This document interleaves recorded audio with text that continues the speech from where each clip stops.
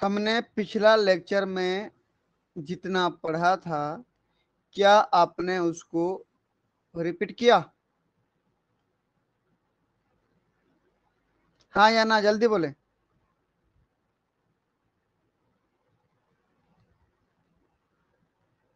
सुन पा रहे हैं कि नहीं?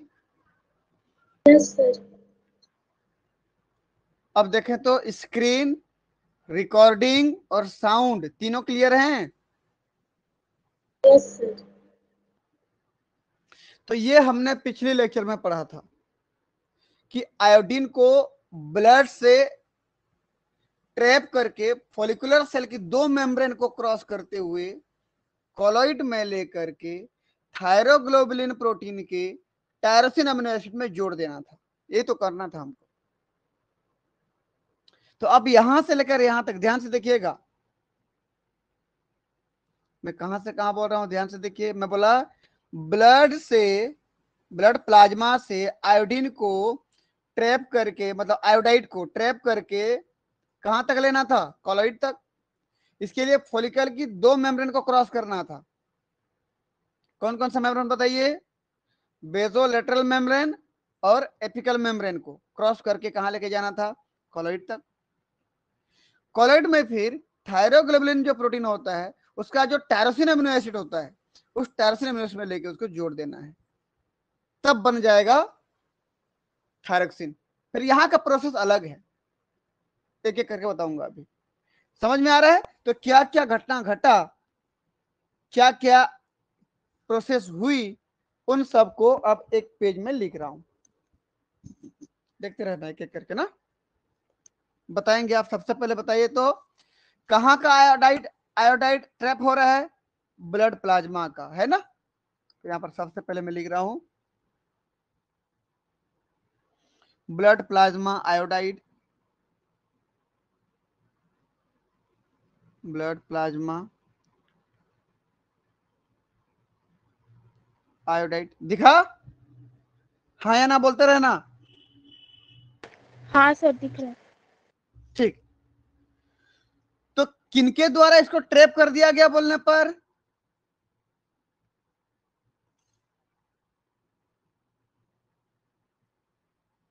दो चीज थे। पहला सोडियम आयोडाइड सिम्पोर्टर एंड पेंड्रिन। पेंड्रिन याद है? Yes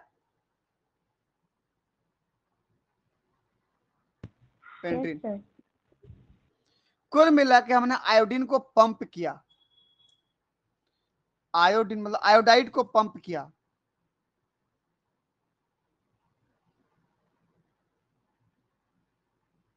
iodide pump.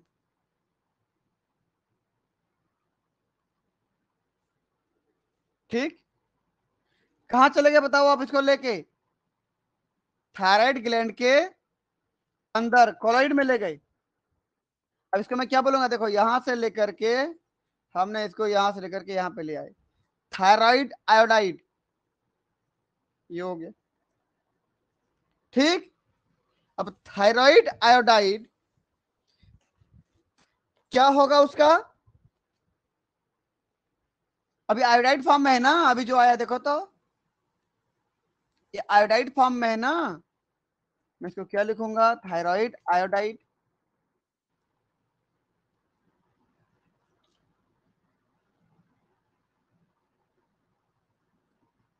Thyroid iodide ऐसे कर रहा हूं। आयोडाइड फॉर्म में है, उसके एनायन को, ऋण आयन को, जो कि इलेक्ट्रॉन है, इलेक्ट्रॉन मतलब नेगेटिव चार्ज ना, उसके इलेक्ट्रॉन को हटाना है। तो क्या करना पड़ेगा? जल्दी बताएं कोई। ऑक्सीडेशन करना पड़ेगा ना, देख लो। Yes sir. तो हटाने के लिए ऑक्सीडेशन करना पड़ेगा। और ऑक्सीडेशन कौन करेगा? बोले कोई जल्दी। और ऑक्सीडेज। बिल्कुल, पर ऑक्सीडेज एंजाइम।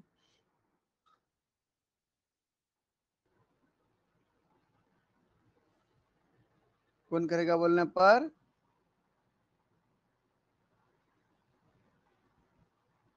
पर ऑक्सीडेज एंजाइम क्या करेगा? ऑक्सीडेशन।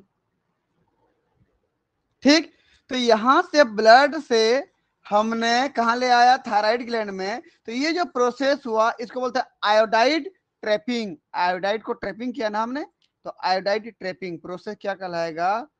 इतना process iodide trapping. Iodide trapping होने के बाद उसके एनायन फॉर्म को निकालना है, इलेक्ट्रॉन को निकालना है। तो परऑक्सीडेज एंजाइम जो कि कहां पे था? फॉलिकुलर सेल के एपिकल मेम्ब्रेन तरफ था, ये इधर। उसके द्वारा इलेक्ट्रॉन को बाहर फेंक दिया जाता है, उसको ऑक्सीडाइज कर दिया जाता है, इलेक्ट्रॉन को हटा दिया जाता है, तब केवल उसका आयोडीन बचता है। कौन बचा बोलने पर इसका? आयोडीन। अब ये आयोडीन किससे जुड़ेगा बताइए भाई? ये आयोडीन थायरोग्लोबुलिन के, थायरोग्लोबुलिन प्रोटीन के किससे? टायरोसिन अमीनो एसिड से जुड़ेगा। देख लें भाई ध्यान से, ये आयोडीन जुड़ेगा किससे? Tyrosine amino acid. Tyrosine amino acid किसका पार्ट है? ये टायरोसिन अमीनो एसिड किसका हिस्सा है बता दें कोई? थायरोग्लोबुलिन का। बिल्कुल, as part of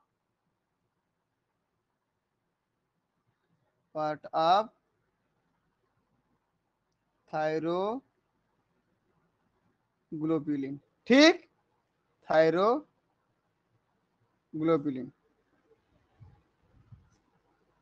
thyroglobulin protein, ये समझ लीजिए। तो अब हमको फाइनली किसको जोड़ना है? देखो ध्यान से, ये जो आयोडीन को ट्रैप करके लाए हैं ये, और जो टायरोसिन अमीनो एसिड है किसका? थायरोग्लोबुलिन प्रोटीन का जो टायरोसिन अमीनो एसिड है, उन दोनों को हमको जोड़ना है।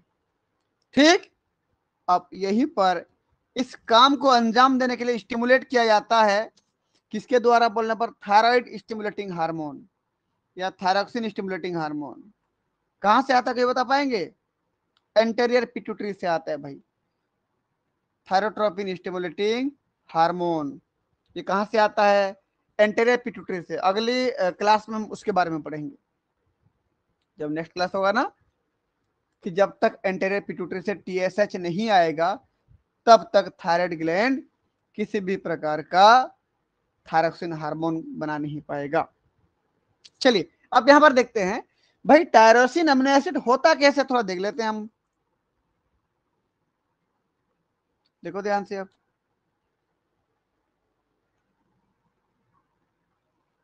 थोड़ा सा मैं इसको ना थोड़ा छोटा कर दे रहा हूं ताकि मेरे पास जगह बच जाएगा बनाने के लिए। ठीक, बस ये देखिए, ये देखिए ध्यान से। सबसे पहले बात कर रहा हूं मैं भाई टायरोसिन का स्ट्रक्चर कैसे होगा, पहले देख लो। अगर आपने बायोकेमिस्ट्री पढ़ा होगा कभी तो टायरोसिन का स्ट्रक्चर पढ़े होंगे, बहुत सिंपल सा स्ट्रक्चर होता है। CH COOH NH2। भाई ये सेंट्रल कार्बन है जिसको किरल कार्बन के नाम से जानते हैं, अगल बगल में कार्बोक्सिलिक ग्रुप और एमीन ग्रुप, और उसके साइड चेन में क्या होता है बोलने पर? CH2, और इधर एक रिंग होता है। ठीक, ये, और ऊपर में OH। ये हो गया किसका स्ट्रक्चर? टायरोसिन का स्ट्रक्चर। समझ में आ रहा है? यस। ये टायरोसिन हो गया। चलिए भाई, तो होता क्या देखिए कि टायरोसिन में, इस टायरोसिन में यदि एक आयोडीन जुड़ता है, मैं क्या बोला? 1 आयोडीन, तो मैं ऐड कर रहा हूं 1 आयोडीन। यदि एक आयोडीन को ऐड करूंगा, देख लो इधर दिख रहा है आयोडीन, एक आयोडीन ऐड किया, तो भाई ये तो टैरोसिन था ना, इतना तो टैरोसिन था, उस टैरोसिन में एक आयोडीन ऐड किया, तो क्या बोलूंगा मैं इसको? मोनो आयोडोटायरोसिन। बिल्कुल, मोनो आयोडोटायरोसिन। देखते रहना, मोनो आयोडो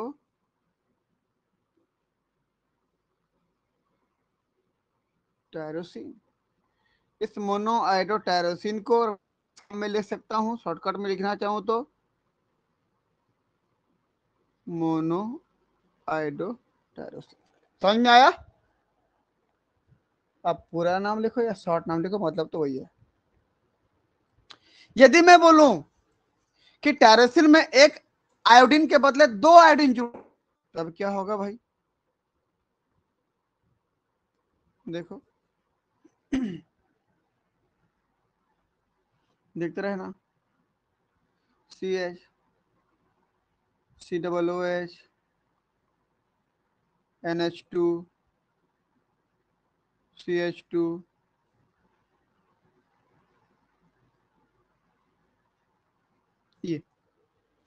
ये रिंग था, ये स्ट्रक्चर था टैरोसिन, OH था। मैं क्या बोला, इसमें कितना आयोडीन जुड़ा है? एड 2 आयोडीन, दो आयोडीन जुड़ जाए, देख लो भाई, एक आयोडीन ये जोड़ दिया, दूसरा आयोडीन ये जोड़ दिया, कितना आयोडीन जुड़ गया? दो आयोडीन। तो अब क्या बोलूंगा मैं इसको, जबकि इतना को क्या बोल रहा हूं, ये टैरोसिन है, एक टैरोसिन में कितना आयोडीन जुड़ गया? दो आयोडीन जुड़ गया, तो क्या बोलूंगा उसको मैं? डाई आयोडोटायरोसिन। डाई आयोडोटायरोसिन, डाई आयोडोटायरोसिन,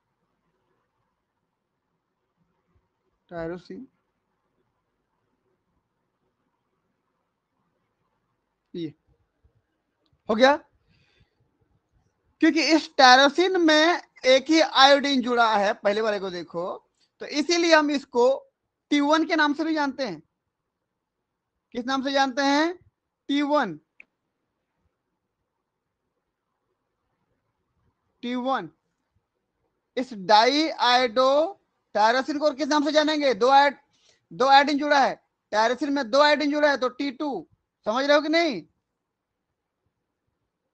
T1 और T2 के नाम से जानते हैं।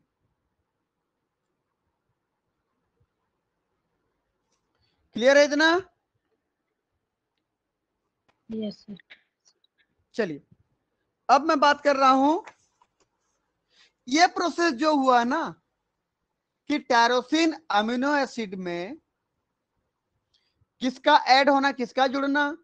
आयोडीन का जुड़ना, ये कहला आयोडीनेशन कहलाता है या फिर ऑर्गेनिफिकेशन कहलाता है। कल लिखे थे ना हम लोग, कल हमने पढ़ा था उसको, प्रोसेस क्या कहलाएगा? आयोडीनेशन या फिर ऑर्गेनिफिकेशन। ठीक है, चलिए भाई, अब मैं क्या बोल रहा हूं आपको, फिर तो इतना को सेव करता हूं मैं, बाद में फिर बात करेंगे एक एक करके।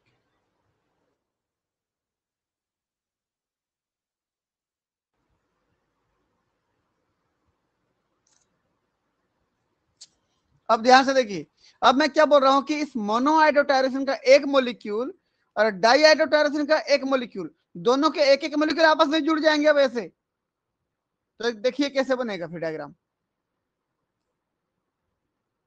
ध्यान से देखिएगा। मैं बोला इसका एक मोलिक्यूल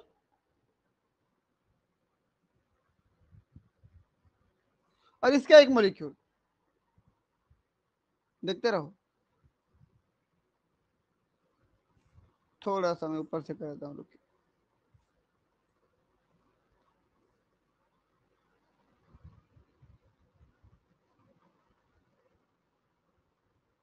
ये देख रहा है, दोनों जुड़ रहे हैं ना, दोनों आपस में ऐड हो रहे हैं, देखो तो ये दोनों आपस में ऐड हो रहे हैं। तो एक मॉलिक्यूल इसका,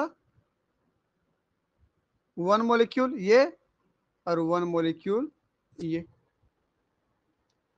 ठीक है ना। तो एक मॉलिक्यूल ये, एक मॉलिक्यूल ये आपस में जुड़ रहे तो उसको बोलेंगे कॉपलिंग। कपल हो रहा है, कपल मतलब जोड़ी में, संख्या में 2। तो यहां पर 2 अलग अलग मॉलिक्यूल आपस में क्या हो रहे हैं, जुड़ रहे हैं। तो क्या बोलूंगा मैं इसको, कॉपलिंग की प्रोसेस बोलूंगा। उसमें क्या होता है ध्यान से देखिए, मैं इसको पूरा का पूरा उतार दे रहा हूं। देखिए ये जो है, देखते रहना, CH COOH NH2। उसके बाद क्या देखिए, बताते जाए कोई, CH2। उसके बाद बताए क्या है, ये, ठीक। और उसके बाद क्या है बोल रहे हैं पर इधर 2 आयोडीन है।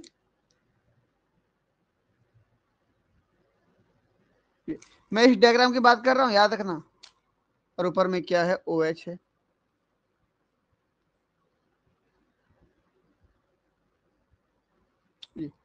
ये समझ में आया कौन सा डायग्राम बनाया मैं, डाई आइडो टायरोसिन को बनाया हूं मैं बोला अब इसको बनाऊंगा, ये डायग्राम को जोड़ूंगा। लेकिन ये डायग्राम पूरा का पूरा नहीं जुड़ता है, याद रखना। ये डायग्राम सिर्फ और सिर्फ जुड़ता है इतना इतना, केवल इसका रिंग वाला फॉर्म जाके जुड़ता है। समझ में आ रहा है कुछ। जब उसके रिंग वाले फॉर्म को जोड़ूंगा तो क्या हो जाएगा, देखिए तो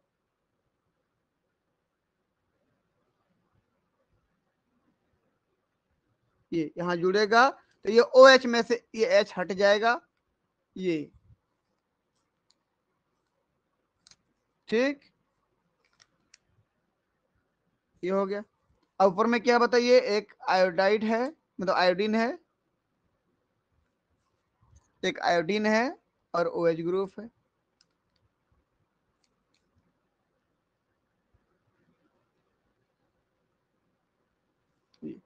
कुछ समझ में आया कि नहीं कहानी,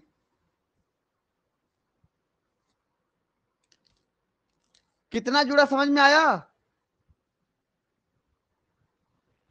हाँ क्या सर। तो इस प्रोसेस को मैं क्या बोलूंगा, कपलिंग। प्रोसेस क्या कहलाती है, कपलिंग।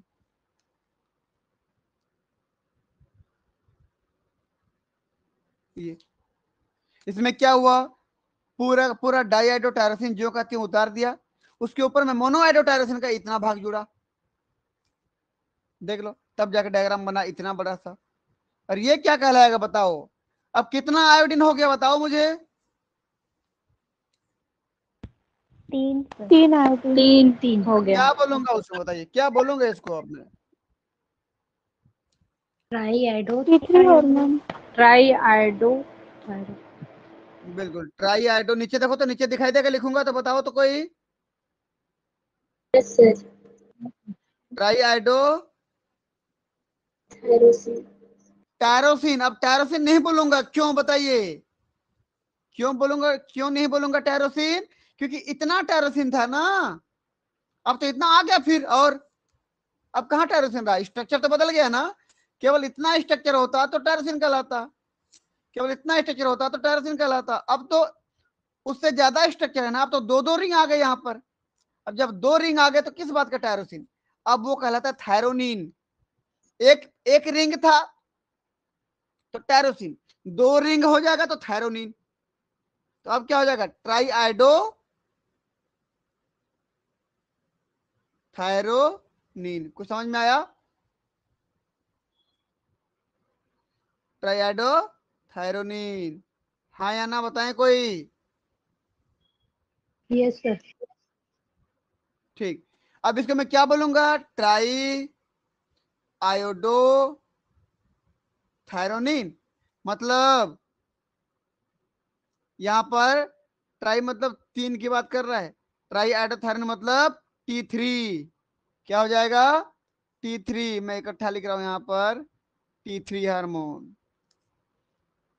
T3 का मतलब समझ, तो 3 आयोडीन है किसमें, थायरोनिन में। थायरोनिन में 3 आयोडीन जुड़ा हुआ है, तब मैं उसको बोल दूंगा T3। क्लियर है, यस मैं इतना को पहले सेव करता हूं।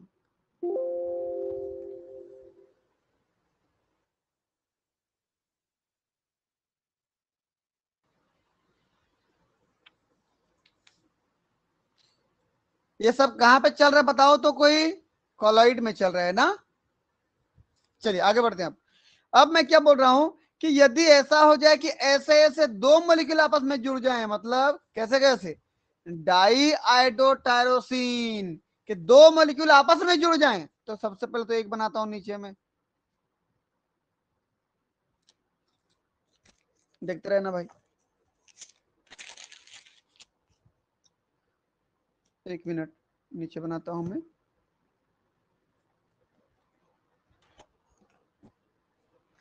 यहां पर CH COOH NH2 बोलते जाओ, CH2, फिर एक रिंग आ जाएगा इधर, देखिए ये हो गया। सुन पा रहे हो ना। Yes sir. जी सर। Yes sir. एक आयोडीन हो गया, ये अगला आयोडीन हो गया। अब यहां पर ऊपर में OH है।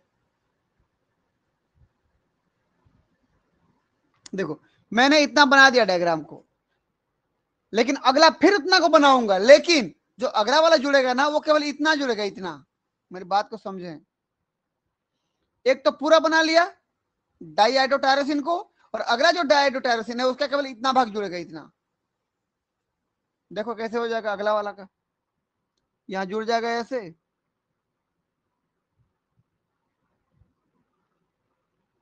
तो ये OH में से एक H हट जाएगा, क्योंकि ऑक्सीजन की वैलेंसी तो 2 होती है ना, 3 तो नहीं होगा, तो एक H हट जाएगा ये। फिर बताइए क्या होगा इधर,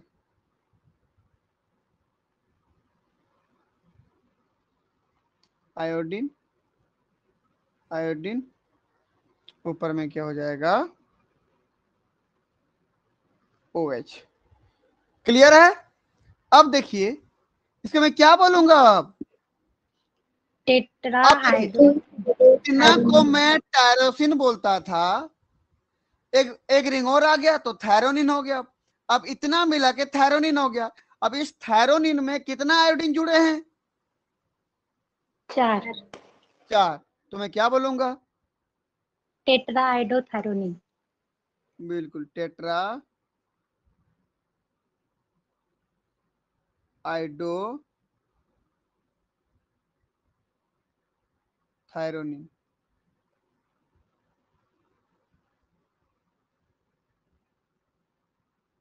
ये समझ जाओगे ना, टेट्रा आइडोथायरोनिन। तो टेट्रा आइडोथायरोनिन में एक थायरोनिन में कितना आयोडीन जुड़ा है, 4, तो T4 आर्म बोलूंगा इसको मैं। इसमें क्या हो गया, कितना मॉलिक्यूल कौन जुड़ा बताओ तो, डाई आइडोटायरोसिन के कितना मॉलिक्यूल जुड़े, 2।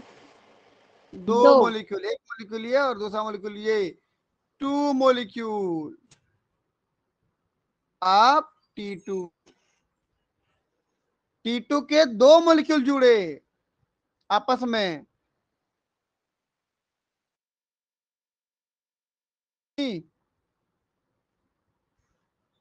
2 मॉलिक्यूल ना, 2 जुड़ गए ना आपस में। तो यहां भी कौन सा प्रोसेस हुआ, कॉपलिंग हुआ। ठीक, क्लियर है।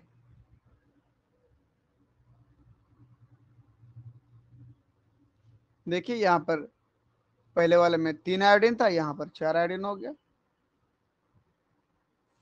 समझ में आया कि नहीं इतना। ये बने कहां पे बता दे मुझे कोई, कॉलॉइड में। ये थायराइड ग्लैंड के फॉलिकल के कॉलॉइड में बने हैं ना भाई। फिर जब जरूरत पड़ता है तो ये ब्लड में रिलीज कर दिया जाता है ना, T3 T4 को। जब जरूरत पड़ता है तो ब्लड में T3 T4 को रिलीज कर दिया जाता है, देखो इधर दिख रहा है ना। यस। लेकिन ऐसे मोनोआइडो भी रहते हैं, कुछ कुछ डाइआइडो भी रहते हैं। ये जब यहाँ से रीअब्जर्व हो रहे होते हैं ना, यहाँ से फिर उसको निकाल के इसको आइसोलेट कर दिया जाता है। T3 T4 को ही टारगेट तक भेजा जाता है, क्योंकि T3 T4 ही मैच्योर होते हैं, वही तो काम करते हैं आगे जाके। क्योंकि इस कोलॉइड में मोनोआइडोटायरोसिन, डाइआइडोटायरोसिन, T3 T4 सब हैं, तो सब रीअब्जर्व होते हैं जब जरूरत पड़ता है यहाँ पर। लेकिन उसमें से कौन जाता है सिर्फ टारगेट सेल तक, T3 T4, बाकी मोनोआइडो डाइआइडो वाले को रिसेक्ट कर दिया जाता है। चलिए यहाँ पर सर देखते हैं। सर वो जो मतलब कि अ, एक एक वाला मॉलिक्यूल है, उसमें CH2CH और COH जब कपलिंग हो जाता है तो ये अलग हो जाते हैं, तो फिर ये कोलॉइड में क्या करते हैं, मतलब कि इनका कौन ये नहीं नहीं नहीं सर, ये जो ऊपर वाला डायग्राम है ना, उसका जितना भाग काम नहीं आता है कपलिंग में। ये ये इतना हाँ तो काम आ गया, ये काम नहीं आ रहा, इसकी हाँ बात कर रहे हो ना, अगला वाला। हाँ हाँ तो सर, ये यही। फिर जाके अमीनो एसिड सिंथेसिस करेगा ना। ये अच्छा कार्बन की स्केलेटन किसी न किसी बायोमोलिक्यूल बनाने में काम आएगा, कार्बोहाइड्रेट, प्रोटीन, लिपिड, समझ रहे हो ना, ये किसी और जगह पे जी काम सर। आएगा वो। ठीक है, चलिए अब मैं क्या बोल रहा हूं, T3 T4 ब्लड में जाते हैं, बोला मैं अभी। देखो T3 T4 ब्लड में आ गए। ब्लड में क्या होता है, ब्लड में ही, ब्लड वेसल्स में ही दो एंजाइम पाए जाते हैं, डीआयोडीनेज फर्स्ट एंड डीआयोडीनेज सेकेंड, ब्लड में ही, ध्यान रखना। अब बनने के बाद ये कहां पे आ गए बोल रहा हूं मैं, ब्लड में आ गए ये। अब ब्लड में ही डीआयोडीनेज फर्स्ट और डीआयोडीनेज सेकेंड पाए जाते हैं, तो वो क्या करते हैं, ध्यान से देखिएगा।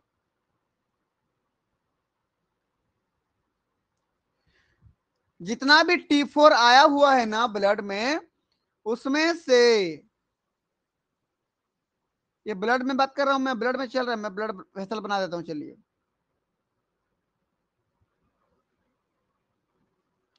ये ब्लड वेसल है भैया, देखना।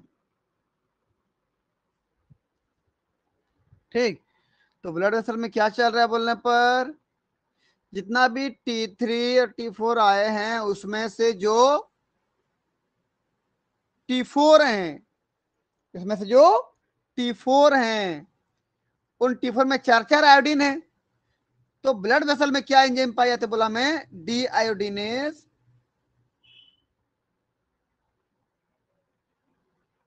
First and deiodinase second. समझ जाओगे, थोड़ा सा उधर कर दे रहा हूं मैं इसको।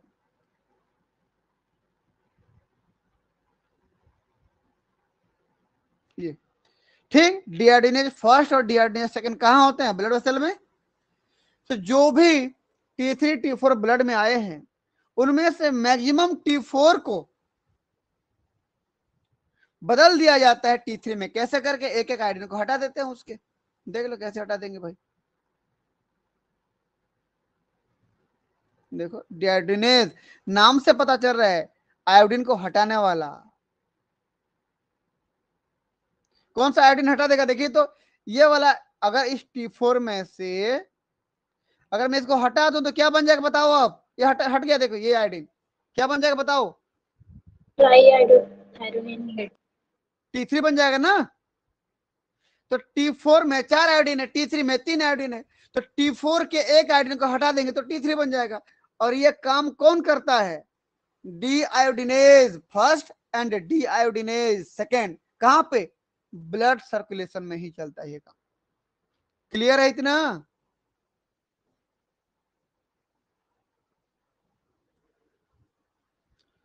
हाँ या ना बताएं जल्दी। हाँ सर। चलिए, तो मुझे एक चीज बता दें, ये T3 T4 कहां जाएंगे, किसी न किसी टारगेट सेल में जाएंगे ना, काम करने के लिए जाएंगे। तो काम करने के बाद जो, देखो इसमें से T3 T4 में से सबसे ज्यादा जो एक्टिव होता है ना, T3 होता है। कौन होता है, T3, याद रखना इसको। भले T4 की मात्रा बहुत ज्यादा होती है, T4 लगभग लगभग 93% मिलते हैं और T3 केवल 7% मिलते हैं, लेकिन एक्टिव कौन ज्यादा होता है? T3। मैं रिपीट कर रहा हूं कि T3 और T4 हार्मोन जब किसी टारगेट सेल में पहुंचेंगे, काम करने के बाद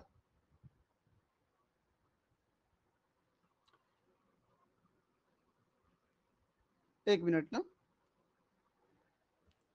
मैं क्या बोला कि T3 T4 जैसे टारगेट सेल में पहुंचते हैं, काम करने के बाद T3 को T2 में बदल दिया जाता है, इनएक्टिव कर दिया जाता है। कब? काम करने के बाद। कहां पे? टारगेट सेल में। तो T3 में कितना एंजाइम था, मतलब T3 में कितना आयोडीन था? 3 आयोडीन। T2 में कितना आयोडीन है? 2 आयोडीन। यहां देखो ना, T2 में 2 आयोडीन।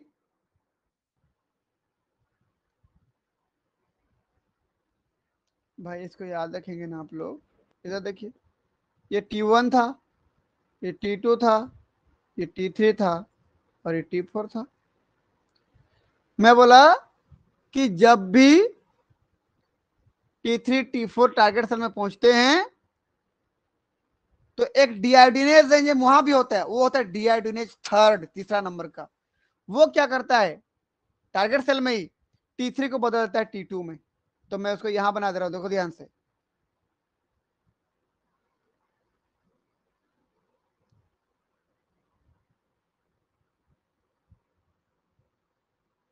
ये देखो, तो ये T3 को बदल रहे हैं किसमें? T2 में। कहां पे? टारगेट सेल में। कौन बदलता है? डीआयोडीनेज third.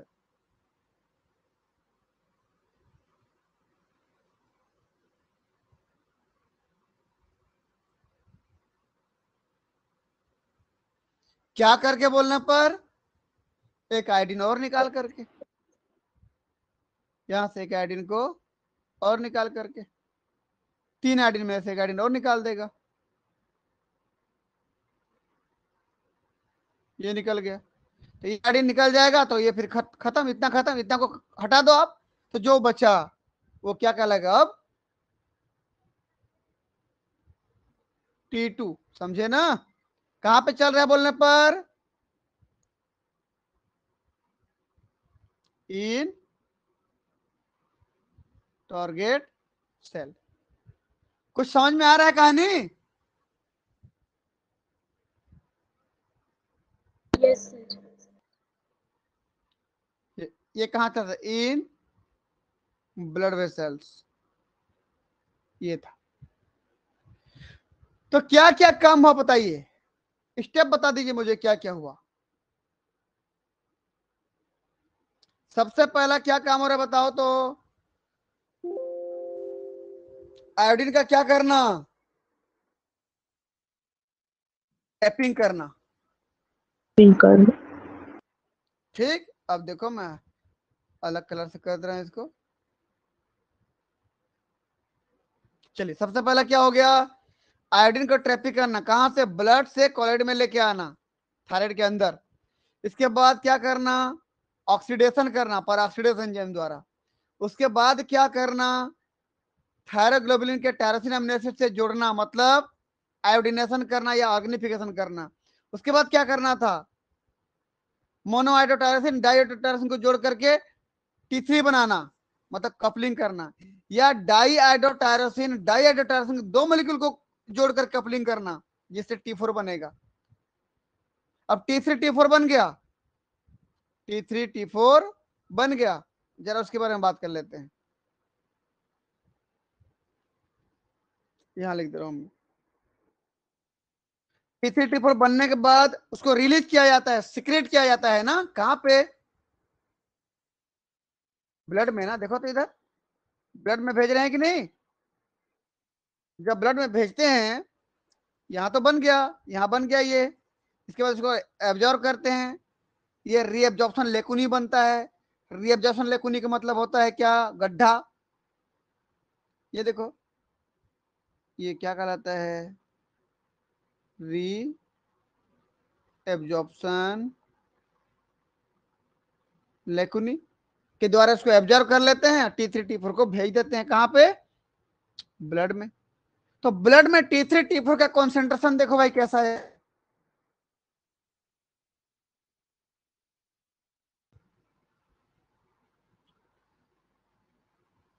Concentration in blood, blood में T3 T4 में कॉन्सेंट्रेशन की बात कर रहा हूं मैं। तो T3 और T4 में कौन ज्यादा कौन कम, हमेशा T4 ज्यादा मिलता है आपको। T3 is less than T4, मतलब T4 ज्यादा है। तो कौन कितना परसेंट होता है बोलने पर, अभी बोला था मैं आपको T3 कम होता है, लगभग लगभग कितना परसेंट, 7% होते हैं। तो लगभग लगभग ये कितना हो जाएगा फिर, 93%। मतलब यदि ब्लड में 60 मतलब 7 T3 हार्मोन है, तो वहां पर 93 T4 हार्मोन होंगे, समझे कि नहीं। अगर T3 के 7 मोलिक्यूल हैं तो T4 के 93 मोलिक्यूल होंगे, समझ में आया, ये रेशियो में चलेगा। अब तो ज्यादा कौन मिलेगा बताओ मुझे, ब्लड में ज्यादा कौन मिलेगा, हमेशा T4, याद रखना। लेकिन अगर फंक्शन एबिलिटी की बात करें, काम कौन बेहतर कर पाता है, फंक्शन एबिलिटी, काम कौन बेहतर तरीके से कर पाता है, तो फिर लिखते हैं T3 T4 की बात करते हैं हम लोग। T3 और T4 में बेहतर काम कौन करता है बोलने पर T3 बहुत बेहतर तरीके से काम करता है। क्यों, क्योंकि ये अच्छे तरीके से रिसेप्टर के पास पहुंच पाता है, वहां पर अच्छे से बाइंड हो पाता है, अच्छे से काम कर पाता है। तो कितना गुना ज्यादा काम कर पाता है, T4 से कितना ज्यादा काम कर पाता है, लगभग लगभग 4 गुना ज्यादा। कितना गुना ज्यादा काम कर पाता है बोलने पर 4 टाइम्स। समझ में आया ना। अगर एक T4 हार्मोन एक जीन को एक्टिव कर पा रहा है, तो एक T3 हार्मोन वहां पर 4 जीन को एक्टिव कर रहा होगा उतने ही टाइम पर। समझ में आया, पल्ले पड़ा कि नहीं।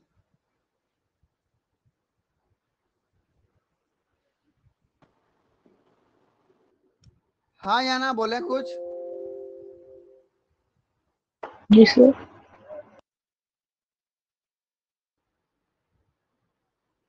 ठीक।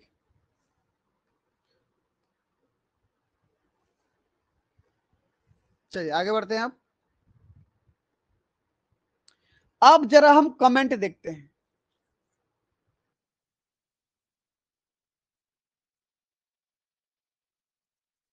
अब देखो, biosynthesis of thyroid hormone, biosynthesis is completed in some basic steps, कुछ स्टेप्स हैं, बेसिक स्टेप है, जिन स्टेप को फॉलो करके थायराइड हार्मोन की बायोसिंथेसिस को पूरा किया जाता है। सबसे पहला आयोडाइड ट्रैपिंग, मतलब आयोडाइड का क्या करेंगे, ट्रैपिंग। कहां से कहां ट्रैप करते हैं बताओ मुझे कोई, ब्लड वेसल से कोलॉइड तक लेके जाना है, दिख रहा है ना। In normal activity of thyroid, जब थायराइड नॉर्मली काम कर रहा होता है, colloid contain iodine 30 time more than blood. मैं क्या बोला था आपको कि जब थायराइड ग्लैंड नॉर्मल काम कर रहा होगा तो कोलॉइड 30 गुना आयोडीन ज्यादा होगा ब्लड की तुलना में, 30 गुना ज्यादा होगा किसकी तुलना में, ब्लड की तुलना में। लेकिन यदि बहुत ज्यादा काम कर रहे तब लगभग लगभग 250 गुना ज्यादा होगा, बोला था ना, 250 गुना आयोडीन ज्यादा होगा किसकी तुलना में, ब्लड की तुलना में, जब वो ओवर एक्टिव होता है तब। सुन पा रहे हैं ना। Yes sir. ठीक है, देखिए अब, बट इन मैक्सिमल एक्टिविटी, जब ज्यादा काम कर रहा है तब अब thyroid gland colloid contain 250 time approximately, लगभग लगभग 250 time more iodine than blood, blood की तुलना में 250 गुना ज्यादा होगा।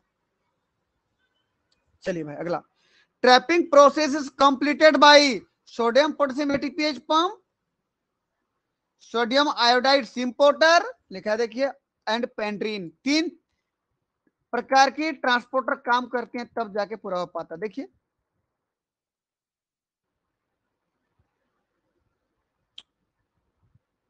अगर ये काम ना करता तो सोडियम मैनेज मेंटेन नहीं हो पाता, तो सोडियम पोटेशियम पंप हो गया या एटीपीएच बोलो। अगला सोडियम आयोडाइड सिम्पोर्टर हो गया, अगला क्या है पेंड्रीन हो गया। ये तीनों का काम करते हैं तब जाके ब्लड प्लाज्मा का आयोडाइड पहुंच पाता है कॉलॉइड के अंदर, इस रास्ते से। क्लियर है? तो ये तीनों पार्टिसिपेट करते हैं।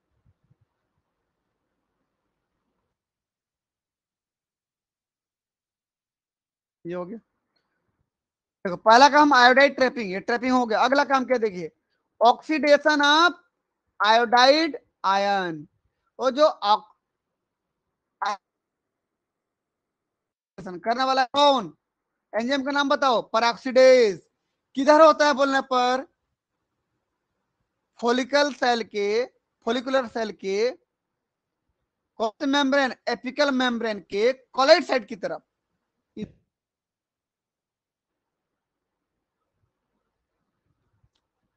चलिए देखते हैं, पाई peroxidase enzyme, बिल्कुल, which is present on the colloidal side of apical membrane of follicular cell। Clear है, हाँ या ना?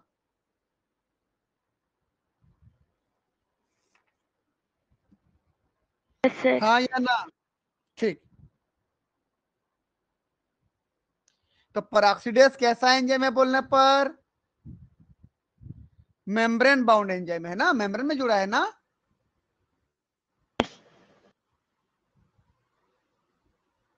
peroxidase is membrane bound enzyme. ठीक, फॉलिकल सेल के एपिकल मेम्ब्रेन में, एपिकल मेम्ब्रेन में कॉलॉइड साइड की ओर चिपका होता है। समझ पा रहे हैं मैं बोल,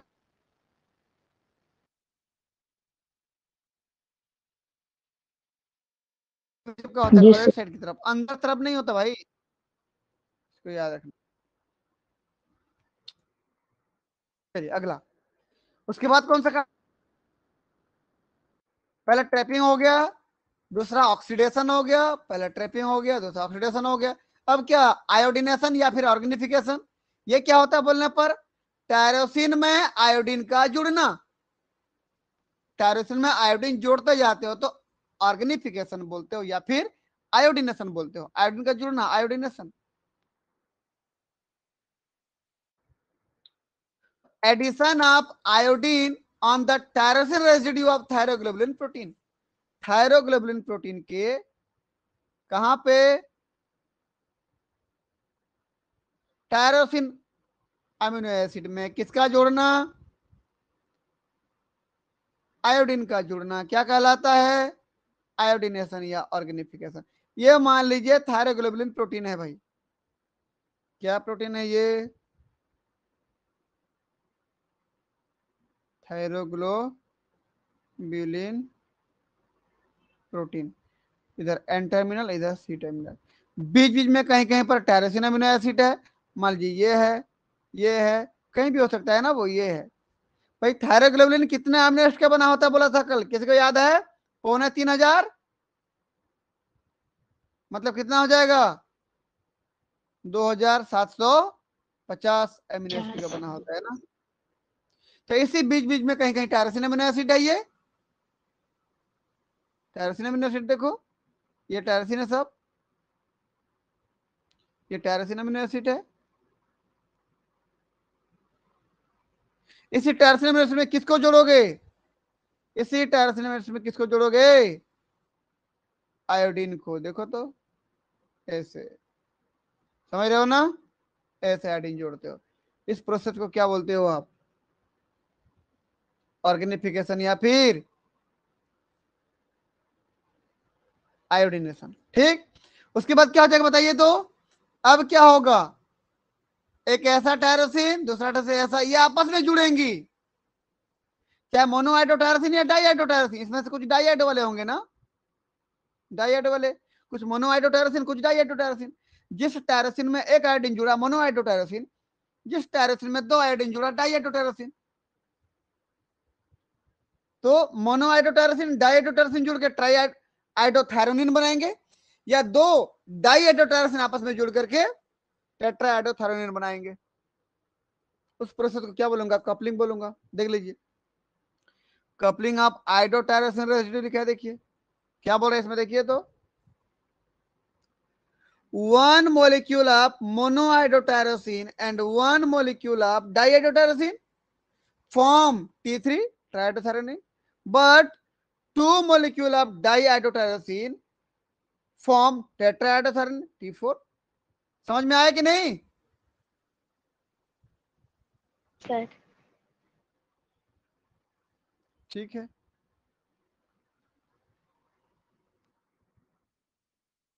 बात कर रहा है।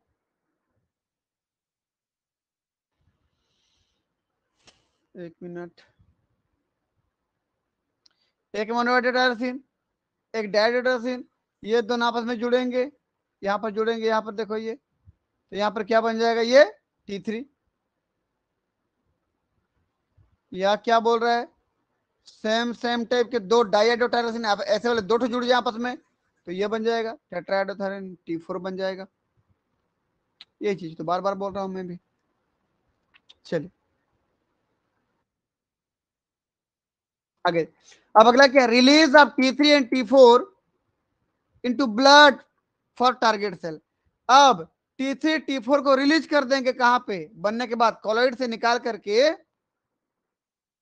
कॉलोइड से निकाल करके फॉलिकुलर सेल के मेम्ब्रेन को, मेम्ब्रेन से होते हुए कहां पे, ब्लड में, ब्लड से कहां चला जाएगा, टारगेट सेल में पहुंच जाएगा, टारगेट सेल में पहुंच जाएगा।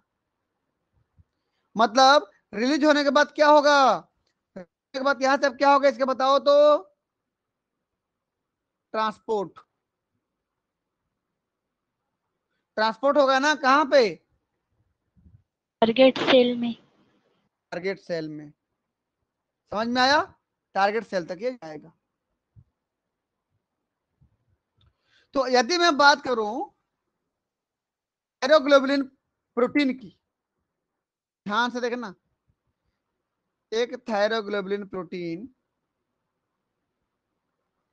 ये क्या है बोलने पर, थायरोग्लोबुलिन प्रोटीन, एन टर्मिनल है इसमें, सी टर्मिनल है। देखिए इसमें टायरोसिन अमीनो एसिड होगा, कहीं कहीं पर बीच में होगा, ये लगभग लगभग कितना अमीनो एसिड होता है बोला मैं, 2500, मतलब 2750 अमीनो एसिड से बना होता है बोला। ये तीसरी बार लिखा रहा हूं मैं। ये सब क्या है, tyrosine amino acid, tyrosine amino acid, tyrosine amino acid, जो जो जगह जगह पे है उसको देखो। तो मैं वही चीज बोल रहा हूँ कि एक थायरोग्लोबुलिन प्रोटीन में कितना T3 हार्मोन बन सकते हैं, बनते हैं लगभग, कितना T4 रहते हैं। तो एक थायरोग्लोबुलिन में देखो, वन थायरोग्लोबुलिन प्रोटीन, मैं इसको यहां नहीं लिख करके इसको ऊपर कर दे रहा हूं, वन थायरोग्लोबुलिन प्रोटीन में देखते रहना, लगभग लगभग T3 की संख्या, T4 की संख्या पहले देख लेते हैं। T4 की संख्या लगभग लगभग कितना होती है बोलने पर, 30। ठीक है, 30, इसको मैं ऐसे कर दे रहा हूं, रुको,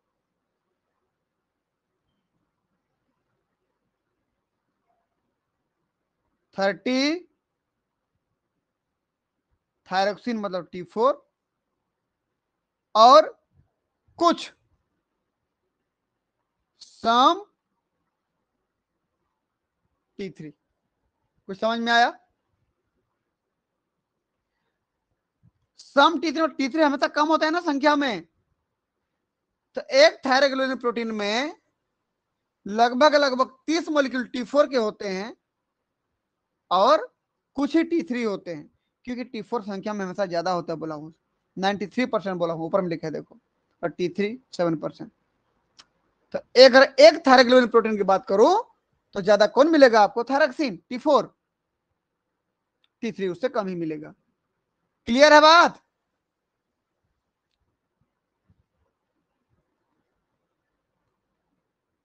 हाँ या ना? Yes sir. ये जब बनता है भाई टायरोसिन से ही तो बनता है ना, इसी से क्या बनेगा, T4 T4 T4, कहीं पर एक काटो T3 होगा। देखो टायरोसिन अमीनो एसिड में आयोडीन जुड़ा और T4 T4 T4 T3 ये तो बनाया ना। तो ज्यादा क्या दिख रहा है आपको बोलने पर, देखो तो यहाँ पर T4 की T3, T4 ज्यादा दिखा ना? हाँ या ना, बता दें भाई?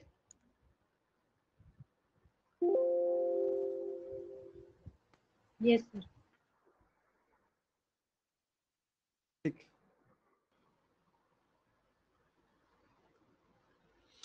समझ में आया तो यस करके भेजें जल्दी फटाफट।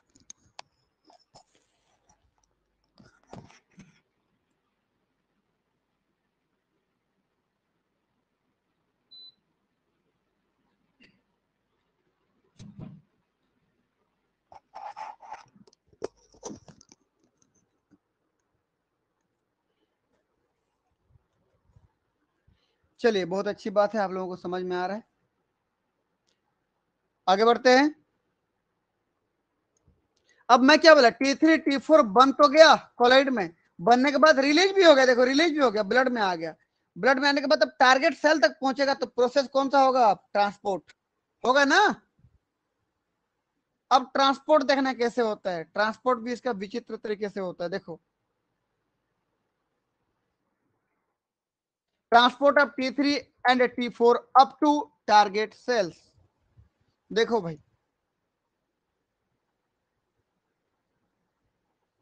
देखना ध्यान से, ये फोलिकुलर सेल था,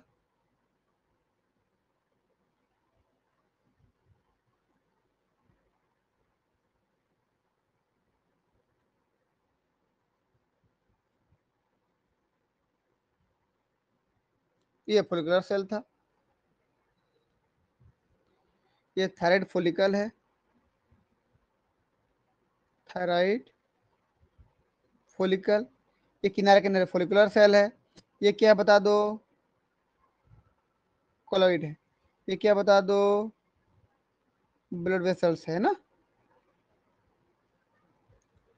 ये क्या बता दो भाई, टारगेट सेल। कोई बता पाएंगे T3 T4 का टारगेट सेल कहाँ पे होता है हमारे बॉडी में, कोई बता दो, टारगेट सेल कहाँ पे होता है हमारे बॉडी में, बताओ जल्दी बताओ। बोन में।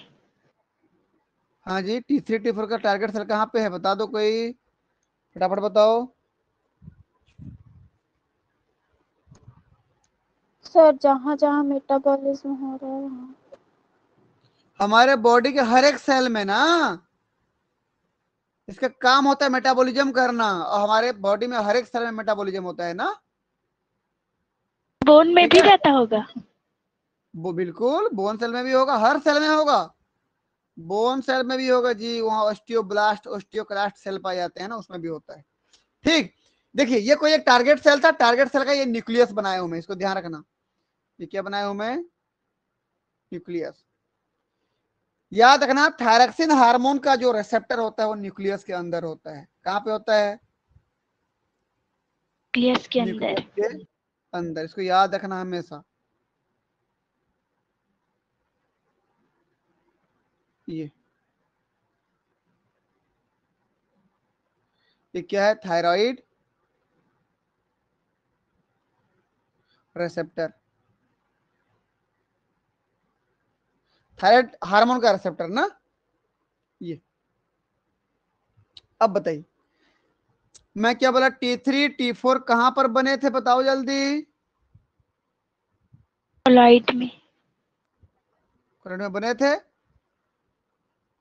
T4 भी था और T3 भी था। उसको ऊपर नीचे लिख देना, रुको।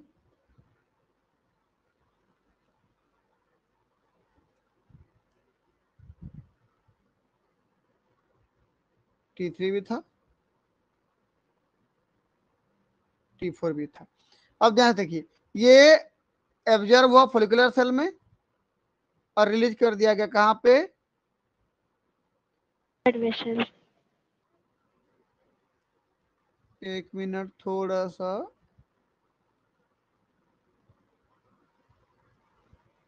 ये T4 हो गया, ये भी देखो एब्जॉर्ब हुआ, रिलीज कर दिया कहाँ पे? ब्लड में। ये हो गया T3। देखते रहना अभी कहानी को, ये जरूरी है। ये हो गया T4 T3 ब्लड में आ गए। तो ब्लड में आ तो गए, अब इसको इस टारगेट सेल तक इतने दूर दूर कोशिकाओं तक कैसे पहुंचाया जाए? तो उनको पहुंचाने के लिए ब्लड में ब्लड प्लाज्मा ट्रांसपोर्टर घूम रहे होते हैं। कौन घूम रहे होते हैं? Blood plasma transporter. ध्यान से देखना,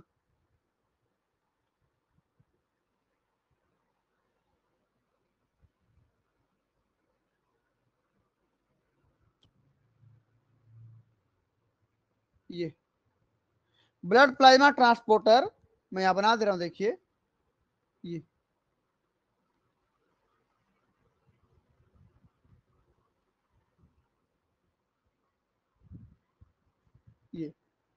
ये क्या है बोलने पर? ब्लड प्लाज्मा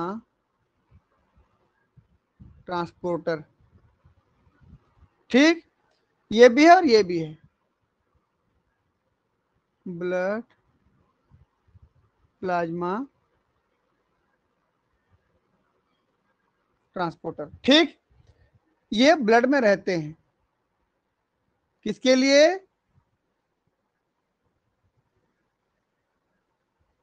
T3 और T4 के लिए। लेकिन T3 T4 का स्ट्रक्चर अलग होता है ना, इसलिए इनके लिए अलग अलग ट्रांसपोर्टर होते हैं। दिख पा रहा है डायग्राम में? ठीक, अब ध्यान से देखिएगा,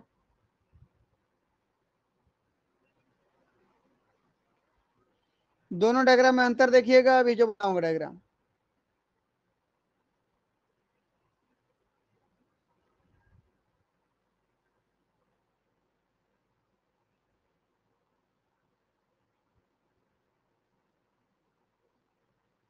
मैं पहले इतने को सेव करता हूं ना।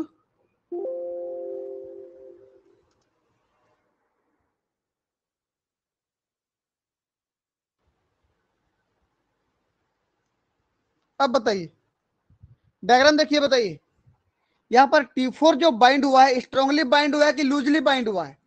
और जो T3 बाइंड हुआ है स्ट्रांगली बाइंड हुआ है कि लूजली बाइंड हुआ है? बताइए, डायग्राम देख के बताइए। T4 अच्छे से बाइंड हुए हैं सर। एकदम जबरदस्त तरीके से बाइंड हुआ है कि नहीं? स्ट्रांगली बाइंड हुआ है।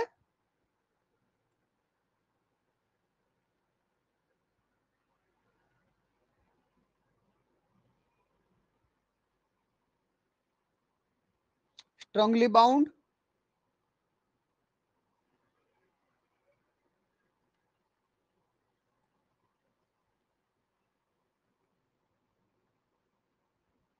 और ये कैसा हो गया?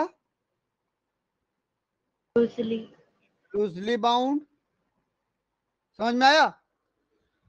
तो अब ये ट्रांसपोर्ट होते होते होते होते कहां चले गए भाई? अपने टारगेट सेल तक पहुंच गए। और टारगेट सेल के पास यहां पर होता है अपना खुद का एक ट्रांसपोर्टर। मेम्ब्रेन में है तो मेम्ब्रेन ट्रांसपोर्टर।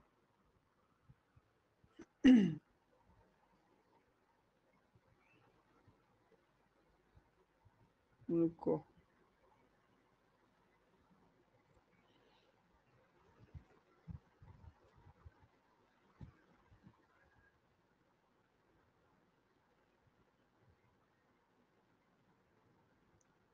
ये हो गया भाई। ठीक, ये ट्रांसपोर्टर देख लो,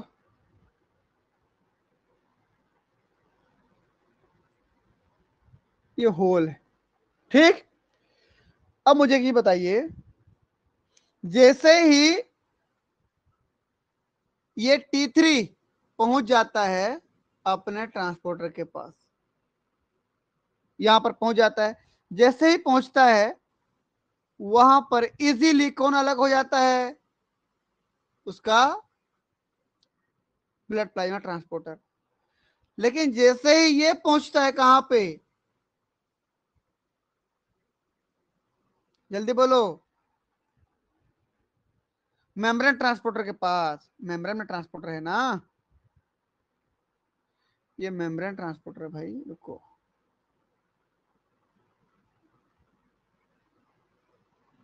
मेम्ब्रेन ट्रांसपोर्टर। जैसे मेम्ब्रेन ट्रांसपोर्टर के पास ये वाला मामला पहुंचा, T4 वाला, वो इजीली अलग नहीं हो पाता है। क्यों? क्योंकि स्ट्रांगली बाइंड हुआ है, तो आसानी से छूटता नहीं है। समझ में आया ना? जब आसानी से छूटता नहीं है, कुछ ही तो छूट पाते हैं भाई, बहुत ज्यादा। सबसे ज्यादा कौन है बताओ तो, T4 है कि T3 है? T4 है। बता दे। T4 है। तो कुछ कुछ के बॉन्ड तो छूट जाते हैं, लेकिन मैक्सिमम बॉन्ड छूट नहीं पाते हैं। देखो, अब मैं यहां पर बना दे रहा हूं,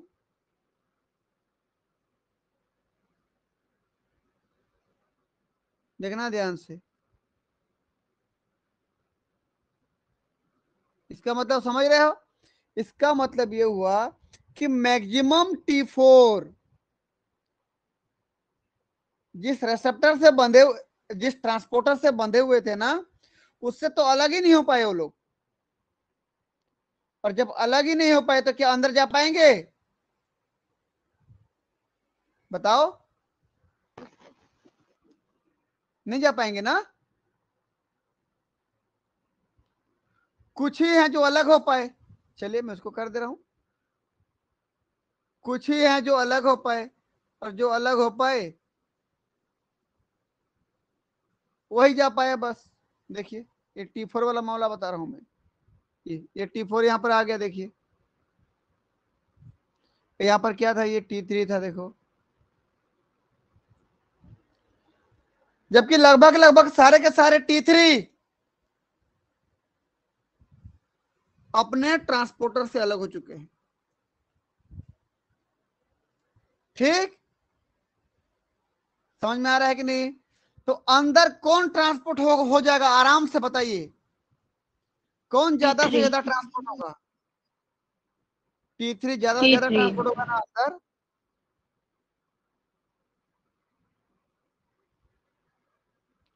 T3 अंदर ज्यादा से ज्यादा ट्रांसपोर्ट हो जाएगा भाई। क्यों बोलने पर? क्योंकि वो लूजली बाउंड था, किससे? अपने प्लाज्मा, ब्लड प्लाज्मा ट्रांसपोर्टर से। जबकि स्ट्रांगली बाउंड कौन था? T4 T4 स्ट्रांगली बाउंड था। तो देखिए, मैं नहीं बोल रहा हूं कि T4 नहीं आया है, T4 भी आया है, लेकिन T3 की तुलना में कम ही तो आ पा रहे हैं ना।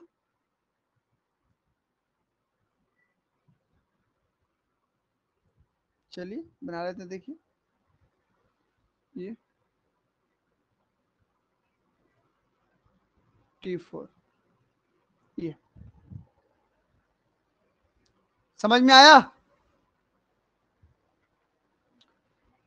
तो कौन इजीली सेपरेट हुआ बताइए तो? T3 T3 इजीली सेपरेट हो गया, जो बाइंड हुआ था। तो इस फोलिकल के पास से लेकर टारगेट सेल तक पहुंचाने के लिए ब्लड प्लाज्मा ट्रांसपोर्टर की जरूरत पड़ी थी। जो T3 वाला जो ट्रांसपोर्टर था वो आराम से उसको पकड़ करके टारगेट सेल तक लेके गया और इजीली सेपरेट हो गया वहां पर। जबकि T4 के साथ ऐसा नहीं हुआ। स्ट्रांगली बाइंड कर दिया था तो उतना आसानी से अलग भी नहीं हो पाया। यहां पर लिख रहा हूं नॉट इजीली ट्रांसपोर्ट, कुछ ही अलग हो पाए बस, और जो अलग हो पाए T4 वो अंदर गए, अब मैक्सिमम T3 अंदर चले गए। अब तो साइटोसोल में T3 T4 दोनों आ गए। भाई मुझे एक चीज बता दीजिए, T3 और T4 मेम्ब्रेन को डायरेक्ट क्रॉस क्यों नहीं कर पा रहे हैं भाई, कोई बता पाएगा? सेल मेम्ब्रेन को, इस टारगेट सेल के मेम्ब्रेन को डायरेक्ट क्रॉस क्यों नहीं कर पा रहे हैं, कोई बता पाएगा? सर अमीनो एसिड वाला सर हार्मोन है इसलिए। T3 T4 hormone water soluble हैं, याद रखना, पानी में घुल जाते हैं। ये वाटर सॉल्युबल है, हाइड्रोफिलिक है सर, और सेल का जो बहुत बढ़िया, मेम्ब्रेन है वो हाइड्रोफोबिक।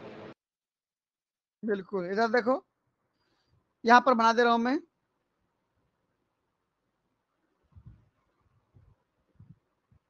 ये क्या है, सेल मेम्ब्रेन या प्लाज्मा मेम्ब्रेन?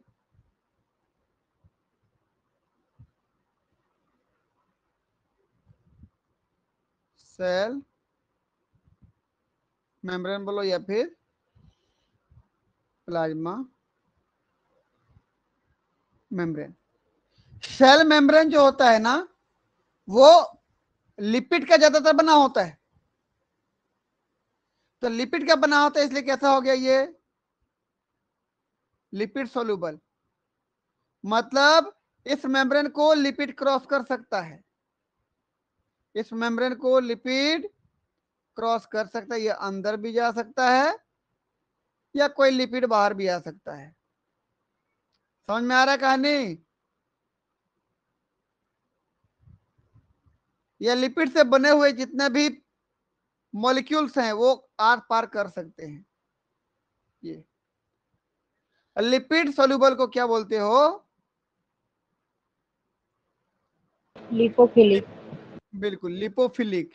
क्या बोलते हो उसको? लिपोफिलिक। ठीक। दूसरा चीज, इसमें कभी भी वाटर, देखना ध्यान से, वाटर या कोई आयनिक मॉलिक्यूल, आयंस, या कोई पोलर मॉलिक्यूल, या कोई चार्ज मॉलिक्यूल, चार्ज मॉलिक्यूल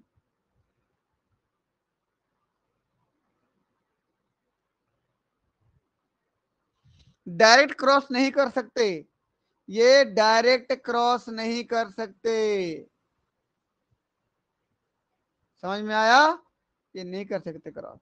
इनको क्रॉस करने के लिए किसकी जरूरत पड़ेगी? क्योंकि ये सब क्या हैं, ये जितना भी मॉलिक्यूल दिख रहे हैं, ये वाटर हो या आयन हो या पोलर हो या कोई चार्ज वाला मॉलिक्यूल हो, ये लिपोफिलिक नहीं होते, ये पानी को पसंद करते हैं, वाटर पसंद करते हैं, तो ये क्या हो जाएंगे? हाइड्रोफिलिक। इसका मतलब हाइड्रोफिलिक मॉलिक्यूल कभी भी मेम्ब्रेन को डायरेक्ट क्रॉस नहीं कर सकता। अगर इनको क्रॉस कराना है तो किसकी जरूरत पड़ेगी? कोई ट्रांसपोर्टर। ट्रांसपोर्टर की चैनल। जरूरत, ट्रांसपोर्टर की जरूरत पड़ेगी। अब इस ट्रांसपोर्टर से होते हुए इसको हम क्रॉस कर सकते हैं। समझ में आया ना? समझ में आया कि नहीं?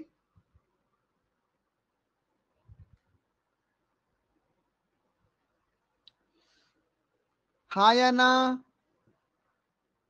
Yes sir. ठीक।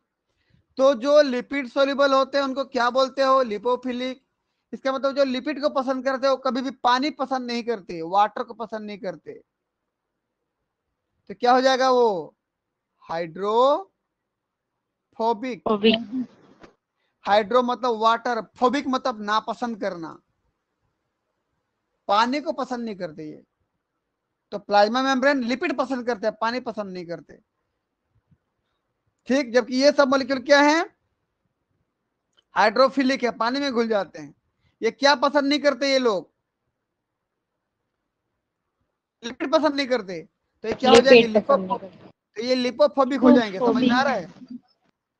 तो ये मॉलिक्यूल क्या हो जाएंगे? लिपोफोबिक हो जाएंगे भाई। अब हाइड्रोफिलिक बोलो या लिपोफोबिक।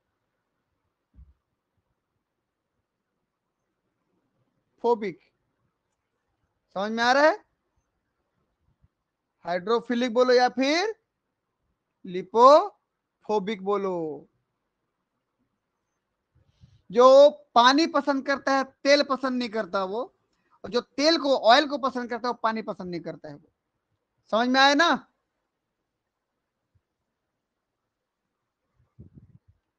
हाँ या ना? सर ठीक, चलिए भाई। तो मुझे एक चीज बता दें, यहां पर थायरॉक्सिन हार्मोन क्या है? थायराइड हार्मोन T3 T4 क्या होते हैं?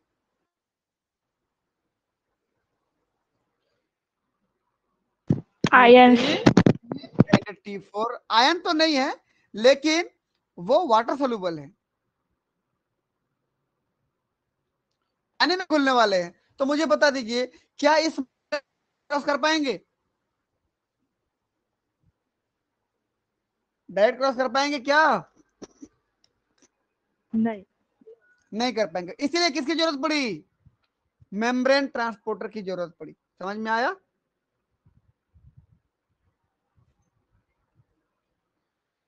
मतलब क्या, जो पानी में घुल जाते हो भाई, तो मतलब हाइड्रोफिलिक, मतलब पानी में घुलते हैं। तो ये लोग क्या पसंद नहीं करते? लिपिड पसंद नहीं करते। तो क्या हो जाएंगे? लिपोफोबिक। समझे ना? शक्कर को किसमें घोलोगे? पानी में कि तेल में? किसमें घुलेगा बताओ? पानी में। पानी में घुलेगा ना, तेल में तो नहीं घुलेगा। ठीक, हाँ या ना? शक्कर क्या है? पानी में घुलने वाला है कि तेल में घुलने वाला है? बताओ। पानी में घुलने वाला है। पानी में घुलने वाला है। तो वो हाइड्रोफिलिक हो गया, लेकिन लिपोफोबिक हो गया। अब मुझे बताइए, घी क्या है? घी, घी जानते हो ना? यस। घी पानी में घुलेगा कि नहीं बताओ? नहीं घुलेगा। नहीं नहीं घुलेगा। घुलेगा। तो घी किस में घुलेगा? तेल में घुलेगा। घुल जाएगा ना तेल में। यस। हाँ, तो बताओ घी क्या हो गया? हाइड्रोफोबिक, पानी पसंद नहीं करता है वो। फोबिक मतलब नापसंद, फिलिक मतलब पसंद करना। तो घी क्या पसंद करता है? लिपिड। तो घी क्या? लि- लेकिन घी पानी पसंद नहीं करता, तो हाइड्रोफोबिक। समझ में आया ना?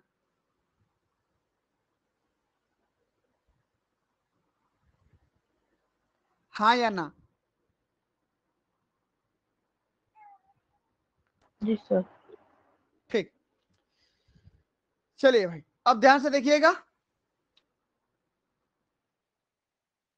तो लिख ही दे रहा हूं ये वाला। T3 कितना परसेंट होता है भाई? 7%। T4 कितना परसेंट होता है? 93% ना, इसको याद रखना। T3 7% और T4 93%, याद रखना। चलिए, हाँ बताइए। अब T3 T4 मेम्ब्रेन को क्रॉस नहीं कर पाते, इसलिए ट्रांसपोर्टर की जरूरत पड़ती है। मेम्ब्रेन ट्रांसपोर्टर से होते हुए वो टारगेट सेल के अंदर चले आए। अब टारगेट सेल से उसको फिर कहां ले जाना है भाई, बता दें कोई? क्योंकि उसका रिसेप्टर कहां पे होता है? न्यूक्लियस के अंदर। तो इसको कहां लेके जाना है? न्यूक्लियस के अंदर लेके जाना है न्यूक्लियस ना? के अंदर। तो इसीलिए फिर यहां पर ट्रांसपोर्टर की जरूरत पड़ेगी। और वो कौन से ट्रांसपोर्टर होंगे बोलने पर? वो सेलुलर ट्रांसपोर्टर। क्या होंगे? Cellular transporter. देखो ध्यान से,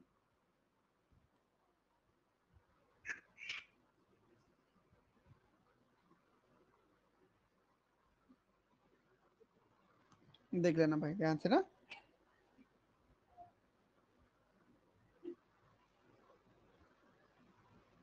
ये क्या हो गया? ये सेलुलर ट्रांसपोर्टर, सेलुलर ट्रांसपोर्टर। ठीक, अब देखिए कैसे हो जाएगा डायग्राम।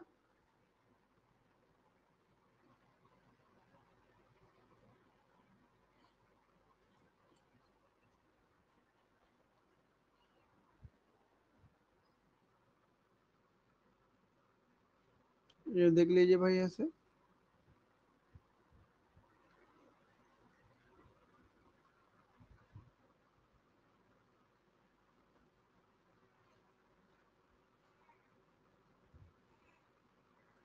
ये हो गया।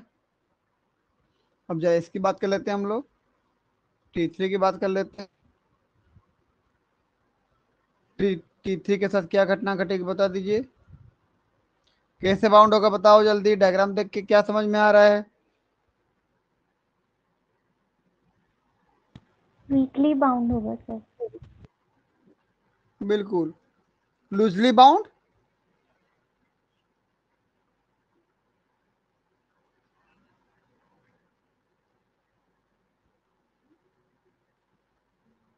ये देखिए मतलब कहां पे स्ट्रांगली बाउंड हुआ,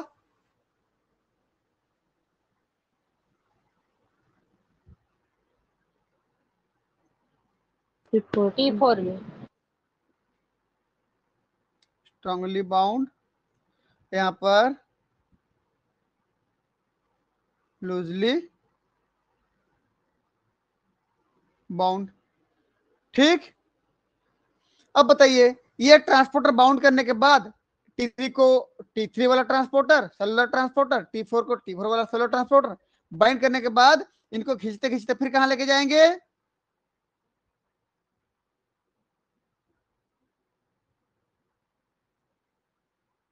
बता दे भाई। Nucleus membrane. न्यूक्लियस के पास में जाएंगे और इसी बीच में सब ये क्या हट जाएगा बता दीजिए, सेलुलर ट्रांसपोर्टर। हट जाएंगे ना। देखो ये सब हट गया तो इजिली सेपरेट हो गया कि नहीं फिर बताओ।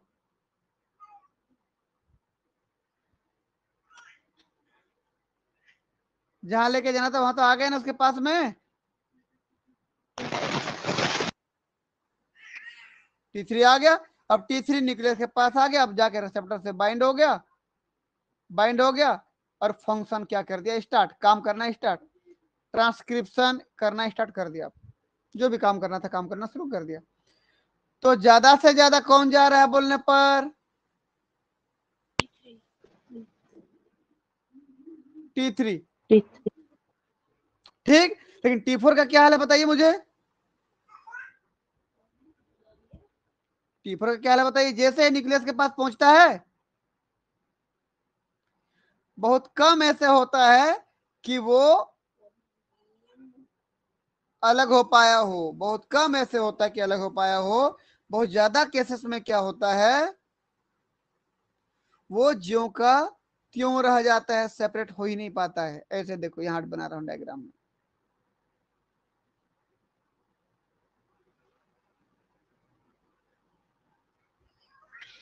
ये देखो तो ध्यान से,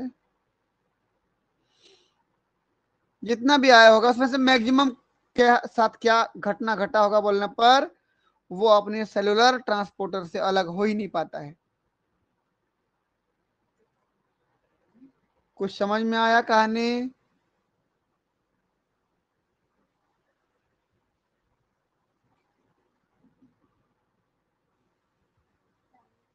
देखो ये तो बहुत कम ही तो जाएगा फिर उसके अंदर, समझ रहे हो कि नहीं, न्यूक्लियस के अंदर बहुत कम तो जाएगा ना फिर।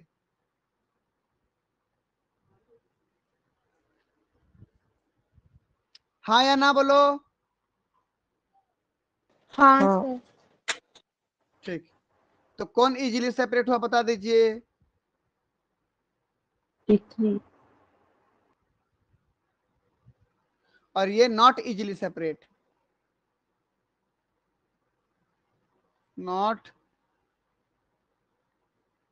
Easily separate. तो बताइए फंक्शन कौन ज्यादा बेहतर कर पाएगा, T3। T3। इसीलिए यहां पर बनाया था मैं, T3 का फंक्शन एबिलिटी कैसे होता है, T4 की तुलना में 4 गुना ज्यादा बेहतर काम करता है ये, क्योंकि ज्यादा से ज्यादा न्यूक्लियस तक पहुंच पाता है, क्योंकि इसके जो ट्रांसपोर्टर होते हैं बहुत ही अच्छे होते हैं, जहां जरूरत होता है छोड़ देते हैं, जहां जरूरत होता है उसको बाइंड कर लेते हैं। लेकिन T4 का ट्रांसपोर्टर एक बार बाइंड किया मतलब छोड़ने का नाम ही नहीं लेता है, स्ट्रांगली बाउंड रहता है उसमें, ठीक है ना, तो इजीली सेपरेट नहीं हो पाते वो। अब ब्लड में किसकी मात्रा ज्यादा रहती है बताएं? T4 की।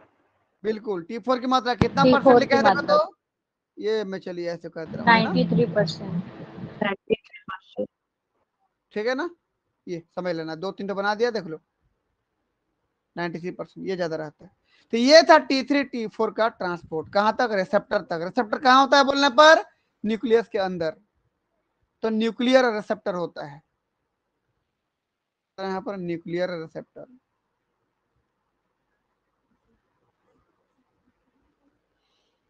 क्लियर है इतना? इतना समझ में आए तो यस करके भेजो।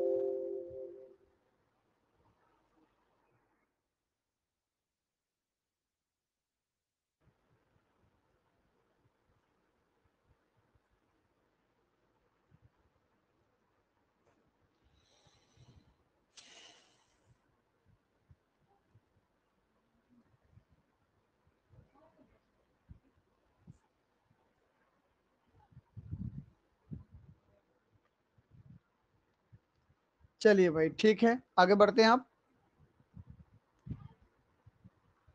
चलिए चलिए, कोई भी ट्रांसपोर्टर गया, कोई भी T3 T4 गया, काम किया, काम करने के बाद उस T3 T4 को अब क्या होना? मेटाबोलाइज होना है, टूटना है, अब इनएक्टिव होना है। हमेशा जिंदगी भर थोड़ी काम करते रहना उसको, उसका भी एक ड्यूरेशन होता है ना, कितना समय तक काम करेगा, उसके बाद उसको भी क्या होना है? मेटाबोलाइज होना है, टूटना है।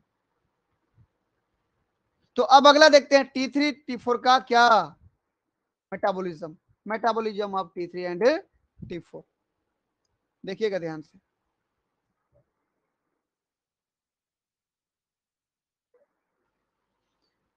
फिर ये फोलिकुलर सेल देखिए भाई,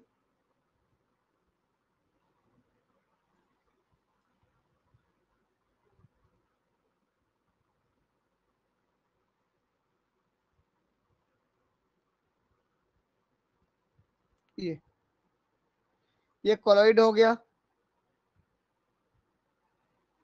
ये टारगेट सेल हो गया, ठीक। यहां पर अभी जो बनाए थे ट्रांसपोर्टर हो गया,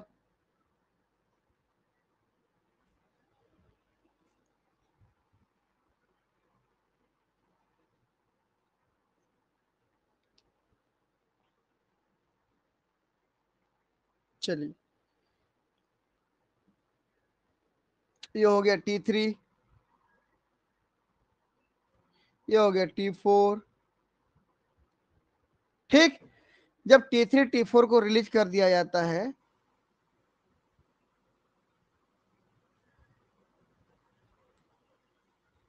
ये T4 हो गया, संख्या में मात्रा में ये ज्यादा होता है, याद रखना।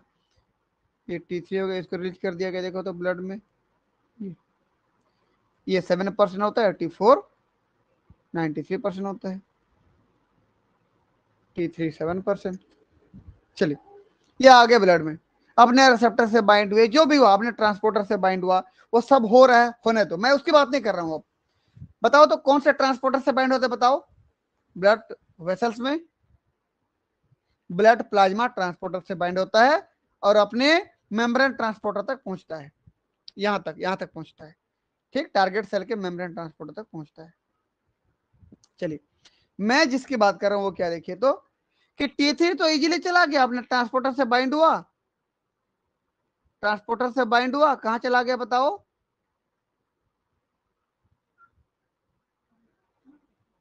अपने मेम्ब्रेन ट्रांसपोर्टर तक पहुंच गया, कोई दिक्कत नहीं। T4 के साथ क्या हुआ? T4 के साथ क्या हुआ देखिए तो कि ये T4 जब ट्रांसपोर्ट हो रहा था, उसी बीच में डीआयोडीनेज 1 और डीआयोडीनेज 2 एंजाइम काम किए, लिखते रहना, कौन काम किए? डीआयोडीनेज 1 और डीआयोडीनेज 2, मैं बोला था आपको, डीआयोडीनेज 1 और डीआयोडीनेज 2, दोनों में से कोई भी हो सकता है ना काम करने वाला। मैं उसको ब्लैक कलर से कर दे रहा हूँ, इसमें क्या ये कलर आंख को चुभ रहा है ना। तो डीआयोडीनेज 1 एंड डीआयोडीनेज 2 एंजाइम यहाँ काम करते हैं और क्या करते हैं, T4 मतलब क्या, ये जो हमारा ऐसा था, यहाँ आयोडीन था, यहाँ आयोडीन था, यहाँ आयोडीन था, यहाँ ये तो T4 था ना। डीआयोडीनेज 1 हो या डीआयोडीनेज 2 हो, कोई भी काम करता है तो उसमें से एक आयोडीन को हटा देता है, तो क्या बन जाएगा बताओ फिर, क्या बन जाएगा बताओ जल्दी। T3। बिल्कुल T3 बन जाएगा, देखिए T3। अब देखिए, एक मिनट, क्या बन गया इससे, T3, T3 देखिए T3 बन गया। तो जितना भी T4 आया है उस मैक्सिमम T4 में से कुछ तो क्या होते हैं, T3 में कन्वर्ट हो जाते हैं, ब्लड में ही। किसमें कन्वर्ट हो जाते हैं, T3 में। किसकी उपस्थिति में बताएं जल्दी, डीआयोडीनेज 1 या डीआयोडीनेज 2। D1 और D2। ठीक है ना, तो ये देखिए ये हो गया। अब ये T3 फिर किसको क्रॉस करके अंदर चला गया भाई बताएं जल्दी, मेम्ब्रेन ट्रांसपोर्टर को क्रॉस करके अंदर चला गया। चलिए भाई, ये आ गया कौन, ये कौन थे सब बोलने पर, T3 थे। ठीक, लेकिन सारे के सारे T4 T3 में नहीं बदले, याद रखना, मतलब कुछ T4 T3 में बदल गए हैं, और जो T4 है वो तो अपने ट्रांसपोर्टर से बाइंड होकर के जा ही रहे हैं, वो तो जा ही रहे हैं भाई। कहां तक बताएं जल्दी,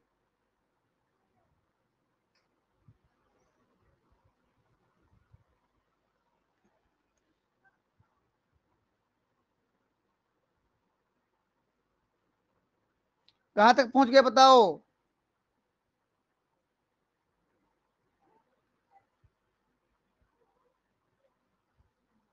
अपने मेम्ब्रेन ट्रांसपोर्टर तक पहुंच गए वो, टारगेट सेल के मेम्ब्रेन ट्रांसपोर्टर तक। चलिए भाई देखते हैं, जब यहाँ पहुंच जाते हैं तो इसको भी बना लेते हैं। देखिए ये क्या पहुंच गया बताइए, T4 भी कुछ मात्रा में पहुंचा ना, अभी तो बनाए थे इसके जस्ट पहले डायग्राम में, ये T4। इसका मतलब T3 T4 पहुंचे कि नहीं बताओ आप। तो सबसे पहला मेटाबॉलिज्म कहां पे हुआ बोलने पर, सर ब्लड में वॉइस ही। ब्रेक हो रही है। अच्छा, एक मिनट रुको, नहीं हो रही है सर। देखो जी हमारी तरफ शांता, क्लियर है। हाँ शांता तुम अपने नेटवर्क पे आओ, है ना, बाकी लोगों को क्लियर सुनाई दे रहा है क्या। Yes sir. जी सर। Yes sir. ठीक, तो मैं क्या बोला, नहीं दे रहा है। हाँ जिसको नहीं दे रहा है वो थोड़ा नेटवर्क पे जाए, है ना, क्योंकि मेरे तरफ यदि फॉल्ट होता तो किसी को सुनाई नहीं देता। अगर किसी पर्टिकुलर किसी एक या दो व्यक्ति को सुनाई नहीं दे रहा है तो वो आपके तरफ का फॉल्ट है ना। आप नेटवर्क में जाएं या एक बार एग्जिट होके पुनः फिर ज्वाइन कर लें। ठीक,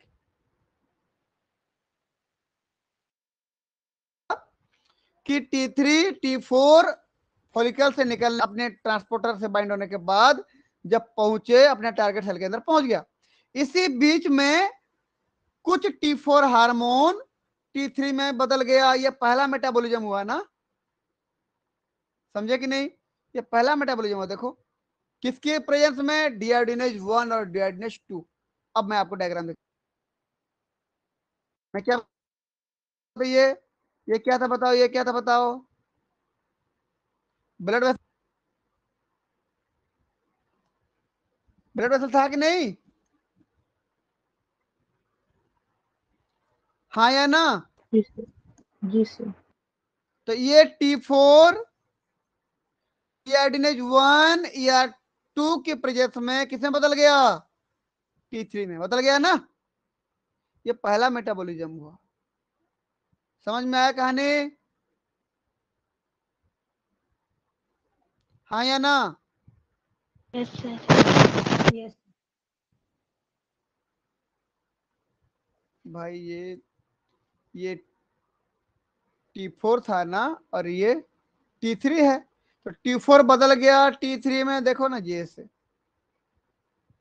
ब्लड में ही बदल रहा है वो, डिहाइड्रेशन या टू, कोई भी काम कर सकते हैं यहाँ पर उनकी प्रेजेंस में। ठीक, आगे बढ़ रहा हूं मैं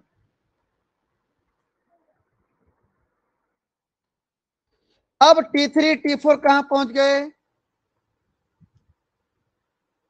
बोलो जल्दी। टारगेट सेल में सर। टारगेट सेल के साइटोसोल में पहुंच गए ना। चलो थोड़ा इसको ज्यादा बना दे रहा हूँ कि ज्यादा रहते हैं ये। अब टारगेट सेल के साइटोसोल में पहुंच गए। साइटोसोल में पहुंचने के बाद ये जो T4 है ना, ये T4 डी आयोडीनेज 3 की प्रेजेंस में रिवर्स T3 में बदल जाती है, इसकी बात कर रहा हूं मैं। तो चलो इसकी बात बाद में करता, पहले नीचे वाला देख लो, नीचे वाला पहले देखो, जल्दी समझ में आएगा। T3 हमेशा बताओ, T3 एक्टिव है कि ज्यादा एक्टिव है कि T4 ज्यादा एक्टिव, बताओ तो। T3 ज्यादा एक्टिव। तो ये एक्टिव फॉर्म है भाई, एक्टिव फॉर्म है। तो ये T3 तो काम करने जाएगा अभी, पहले तो इसको बना लेते हैं, चलिए यहां पर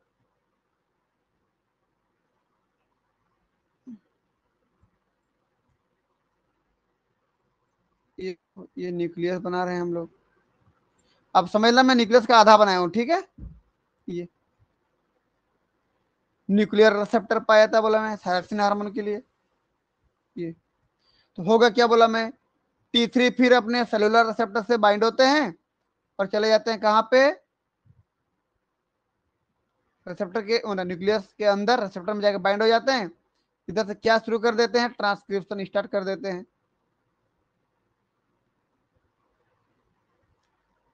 स्टार्ट कर दिए, तो इधर काम करना शुरू कर दिया T3 ने। भाई काम हमेशा थोड़ी करते रहेंगे, काम करने के बाद क्या होगा, तो यही T3 फिर वापस आएंगे और फिर इनएक्टिव हो जाएंगे। तब कैसे इनएक्टिव होंगे उसकी बात कर रहा हूं मैं। अभी तो काम कर रहे थे, काम करने के बाद क्या होगा इन T3 का, मैं उसकी बात कर रहा हूं। तो काम करने के बाद मैं यहां यही बता दे रहा हूं क्या होगा, देखिए ये जो एक्टिव T3 थे ना, काम करने के बाद उसको क्या कर दिया जाएगा, T3 मतलब समझते हो ना, कि ये टायरोसिन था, टायरोसिन में ये पहला रिंग था, फिर अगला रिंग था ऐसे। अब बताइए कितना आयोडीन था, बताओ जल्दी फटाफट। 3 आयोडीन था, 1 आयोडीन, 2 आयोडीन और 3 आयोडीन, ऐसा था। 3 आयोडीन था, तब T3 बोलते थे इसको। तो अब क्या करता है, डी आयोडीनेज 3 एंजाइम, D3 एंजाइम काम करता है और इतना को पूरा हटा देता है, इतना को। तो बचेगा कितना, 2 आयोडीन। तो क्या बोलूंगा मैं इसको, T2 बन गया T2। क्या कर दिया भाई, आयोडीन हटा दिया एक तो। तब क्या बोलूंगा, ये एक्टिव है कि इनएक्टिव, इनएक्टिव। इनएक्टिव। तो T3 जब न्यूक्लियस के अंदर जाता है, काम करता है, काम करने के बाद जब फिर बाहर आता है तो उसको डीआयोडीनेज 3 एंजाइम क्या करता है, आयोडीन को हटा करके डीआयोडीनेशन करके उसको इनएक्टिव कर देता है, T2 फॉर्म में बदल देता है। क्लियर है इतना। तो यस मेटाबॉलिज्म सर। कर रहा है, कौन कर रहा है बोलने पर मेटाबॉलिज्म, डीआयोडीनेज 3 कर रहा है सेल के अंदर ना। अब ब्लड में कौन कर रहा है, D1 और D2, याद रखना है इसको। ये किसके साथ घटना घटा, अभी T3 के साथ घट गया ना।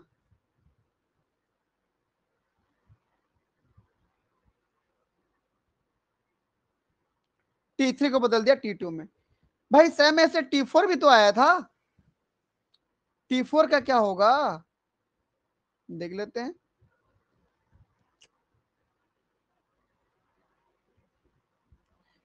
T4 जितना भी अंदर गया था, काम करने के बाद वापस जब आया तो उसको फिर किसमें बदलेंगे, देखो तो T4 को।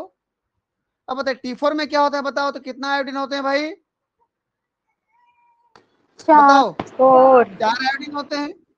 तो अब डीआयोडीनेज 3 क्या करेगा?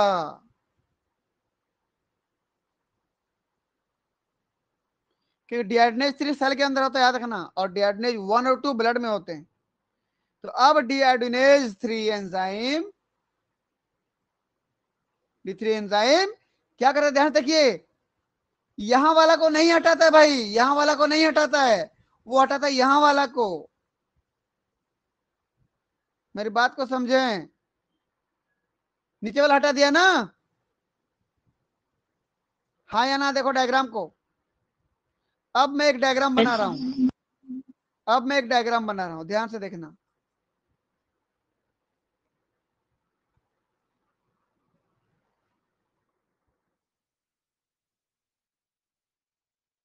यहां पर बना रहा हूं, देखो तो, यहां पर नीचे बनाता हूं, देखो, CH2 COOH NH2CH, ठीक। फिर इधर क्या बना रहा हूं बताना, फिर O,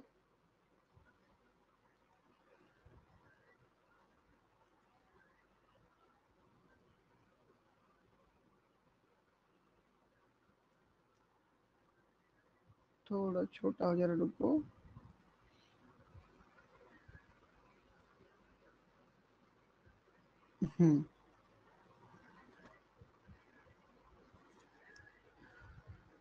बताइए भाई क्या है, बताना ना।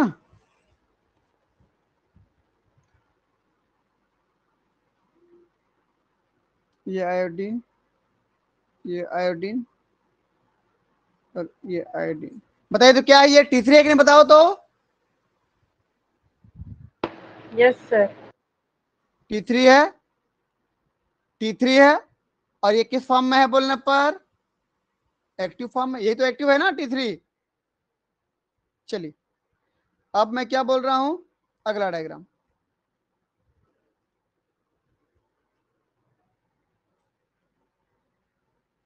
CH2 COOH NH2 CH2, देखते रहो।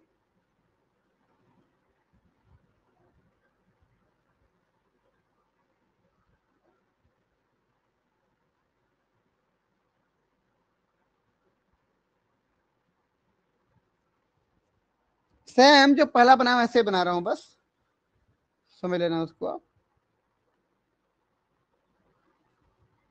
ये OH भी ऊपर में है ना, मैं OH यहाँ पर नहीं बनाया हूं तो मत समझना कि नहीं, यहाँ पर OH।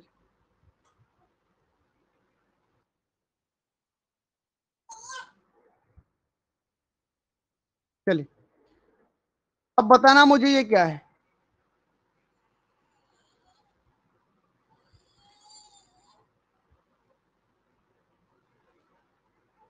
बताइए मुझे क्या है ये। T4। T4 है ना, समझ में आ रहा है? हाँ, यस यस सर।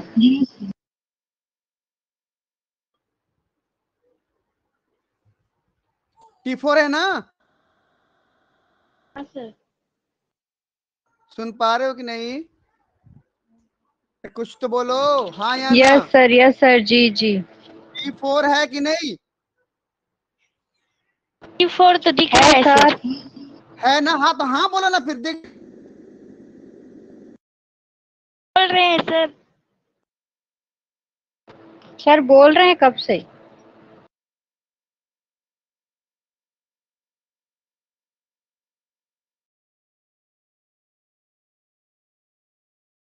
अगर डीआयोडीनेज 3,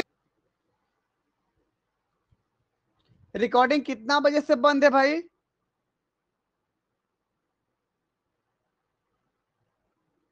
ऑन है सर।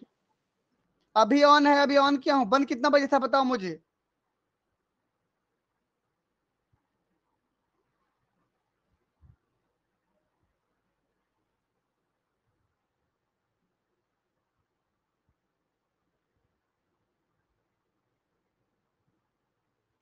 समझ में आ गया ना? एक बार और रिपीट कर दे रहा हूं मैं, देखिए कि जैसे ही कॉलाइड से T3 T4 निकलते हैं, ब्लड में ही जब ये ट्रांसपोर्टर से, ब्लड प्लाज्मा ट्रांसपोर्टर से बाइंड होकर के टारगेट सेल तक पहुंचते हैं, उसी बीच में T4 को डीआयोडीनेज 1 और 2 बदल देते हैं T3 में। कुछ T4 ज्यों का त्यों रहते हैं, ऑलरेडी T3 तो था ही, T4 भी बदल गया किसमें, T3 में। इसका मतलब T3 और T4, जो बचा हुआ T4 था वो T4 और T3 फिर चले गए कहां पे, टारगेट सेल के अंदर। जब टारगेट सेल के अंदर में जाते हैं तो T3 T4 काम करते हैं अपना, सेलुलर रिसेप्टर से बाइंड होते हैं, न्यूक्लियस के अंदर तक जाते हैं, काम करते हैं। काम करने के बाद क्या होता है बोल रहा हूं मैं, तो T3 को डीआयोडीनेज 3 एंजाइम एक आयोडीन हटा कर T2 में बदल देता है, तो ये इनएक्टिव हो जाता है। भाई 3 आयोडीन में से एक हट गया तो 2 बचा, तो T2 हो गया, इनएक्टिव हो गया। जबकि T4 एंजाइम जो कि एक्टिव था, भले ही T3 से कम एक्टिव था, उसको भी काम करने के बाद डीआयोडीनेज 3 एंजाइम उसका एक आयोडीन हटा करके उसको किसमें बदल देता है, रिवर्स T3 में बदल देता है। और रिवर्स T3 कैसा है, इनएक्टिव है। तो T3 और रिवर्स T3 में क्या अंतर है बोलने पर ये देख लीजिए। बेंजीन जब किसी थायरोनिन की बात कर रहे हैं, ऊपर के रिंग में यदि एक आयोडीन है, नीचे में 2 आयोडीन है, तो ये नॉर्मल T3 है, ये एक्टिव होता है। लेकिन यदि किसी T4 में, जैसे 4 आयोडीन था, यह भी T4 था, देखिए 4 आयोडीन है, T4 है। इन T4 में से डी आयोडीनेज 3 आएगा और यहां से इस आयोडीन को हटा देगा यहां से, तो अब क्या बचेगा, ऊपर में 2 आयोडीन, नीचे वाले रिंग में 1 आयोडीन, तो बचा तो अब भी 3 ही आयोडीन ना, तो अब भी T3 कहलाएगा। ये तो हट गया यहां से, अब भी 3 आयोडीन है तो अब भी T3 कहलाएगा। लेकिन क्या T3, रिवर्स मतलब उल्टा। नॉर्मल जो T3 था, ऊपर के रिंग में 1 आयोडीन था, नीचे 2 आयोडीन था, नीचे वाले रिंग में। यहां पर क्या हुआ, ऊपर के रिंग में 2 आयोडीन, नीचे के रिंग में 1 आयोडीन है, तो इसके जस्ट उल्टा हो गया, इसके जस्ट उल्टा हो गया ये, इसलिए रिवर्स T3 हो गया। और रिवर्स T3 कैसा होता है, इनएक्टिव होता है। रिवर्स T3 को बनाता कौन है बोलने पर, डीआयोडीनेज 3 एंजाइम। किससे बनाता है बोलने पर, T4 से T3 में जब बदलता है तो ऐसे बदल देता है। T4 से T3 में जब बदलता है डीआयोडीनेज 3, तब वो हो जाता है इनएक्टिव, रिवर्स T3, क्योंकि वो नीचे वाले रिंग के आयोडीन को हटा देता है। इस प्रकार से थायरक्सिन हार्मोन का मेटाबॉलिज्म 2 जगह पे होता है, एक तो ब्लड वेसल्स में ही होता है डीआयोडीनेज 1 और 2 के द्वारा, और दूसरा टारगेट सेल के अंदर होता है डीआयोडीनेज 3 के द्वारा। समझ में आया कहानी। रिवर्स T3 कहां से बना बताओ, T4 से बना, समझे ना। जी सर।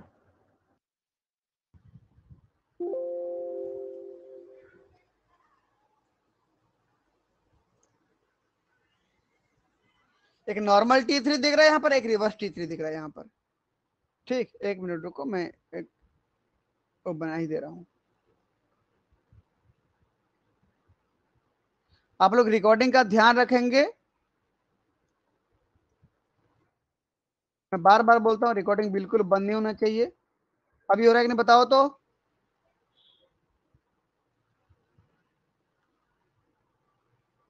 हो रहा है। देखिए CH COOH NH2 CH,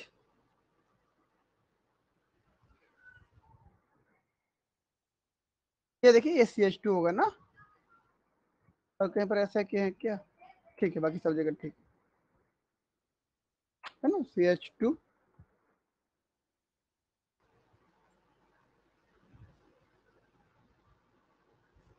ये हो जाएगा,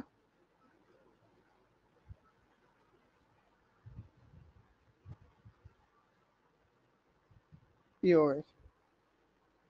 बताइए ये क्या, बताना मुझे जल्दी, फटाफट बताना। एक आयोडीन यहाँ पर, दूसरा आयोडीन यहाँ पर, तीसरा आयोडीन यहाँ पर, चौथा आयोडीन यहाँ पर। बता क्या बताओ तो ये T4।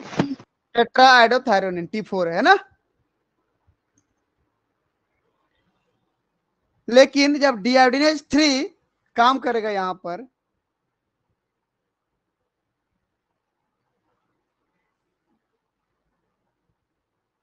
डीआयोडीनेज 3 काम करेगा यहां पर, तो प्रोसेस क्या होगा, काम क्या होगा, डीआयोडीनेशन ना, डी आयोडीनेशन, जिससे क्या हो जाएगा, कौन सा वाला आयोडीन हट जाएगा बताओ मुझे, ये वाला, ठीक, वो वाला आयोडीन हट जाएगा भाई। देखो ये हट गया।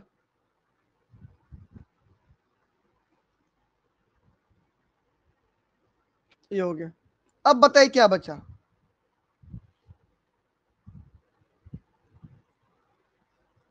एक मिनट, थोड़ा सा कलर चेंज कर दूं मैं। CH COOH NH2 बताते जाएं, CH2 बोलते जाएं जल्दी। रिंग हो गया, इस रिंग में इसके ऊपर में ये O हो गया, इसके ऊपर में फिर एक रिंग हो गया, इसके ऊपर में OH हो गया। बताइए यहाँ एक आयोडीन है, यहाँ एक आयोडीन है, यहाँ एक आयोडीन है, और यहाँ वाला तो चला गया, यहाँ वाला आयोडीन चला गया। तो अब क्या बचा, ये T3 तो है लेकिन ओरिजिनल T3 नहीं, क्योंकि ओरिजिनल T3 में यहां पर नहीं होता है और यहां पर होता है, समझे ना। ये तो जस्ट उसके रिवर्स हो गया, उल्टा हो गया, इसलिए उसको क्या बोलूंगा मैं, रिवर्स T3 RT3। और ये कैसा होता है बोलने पर, इनएक्टिव। समझ में आया कहानी।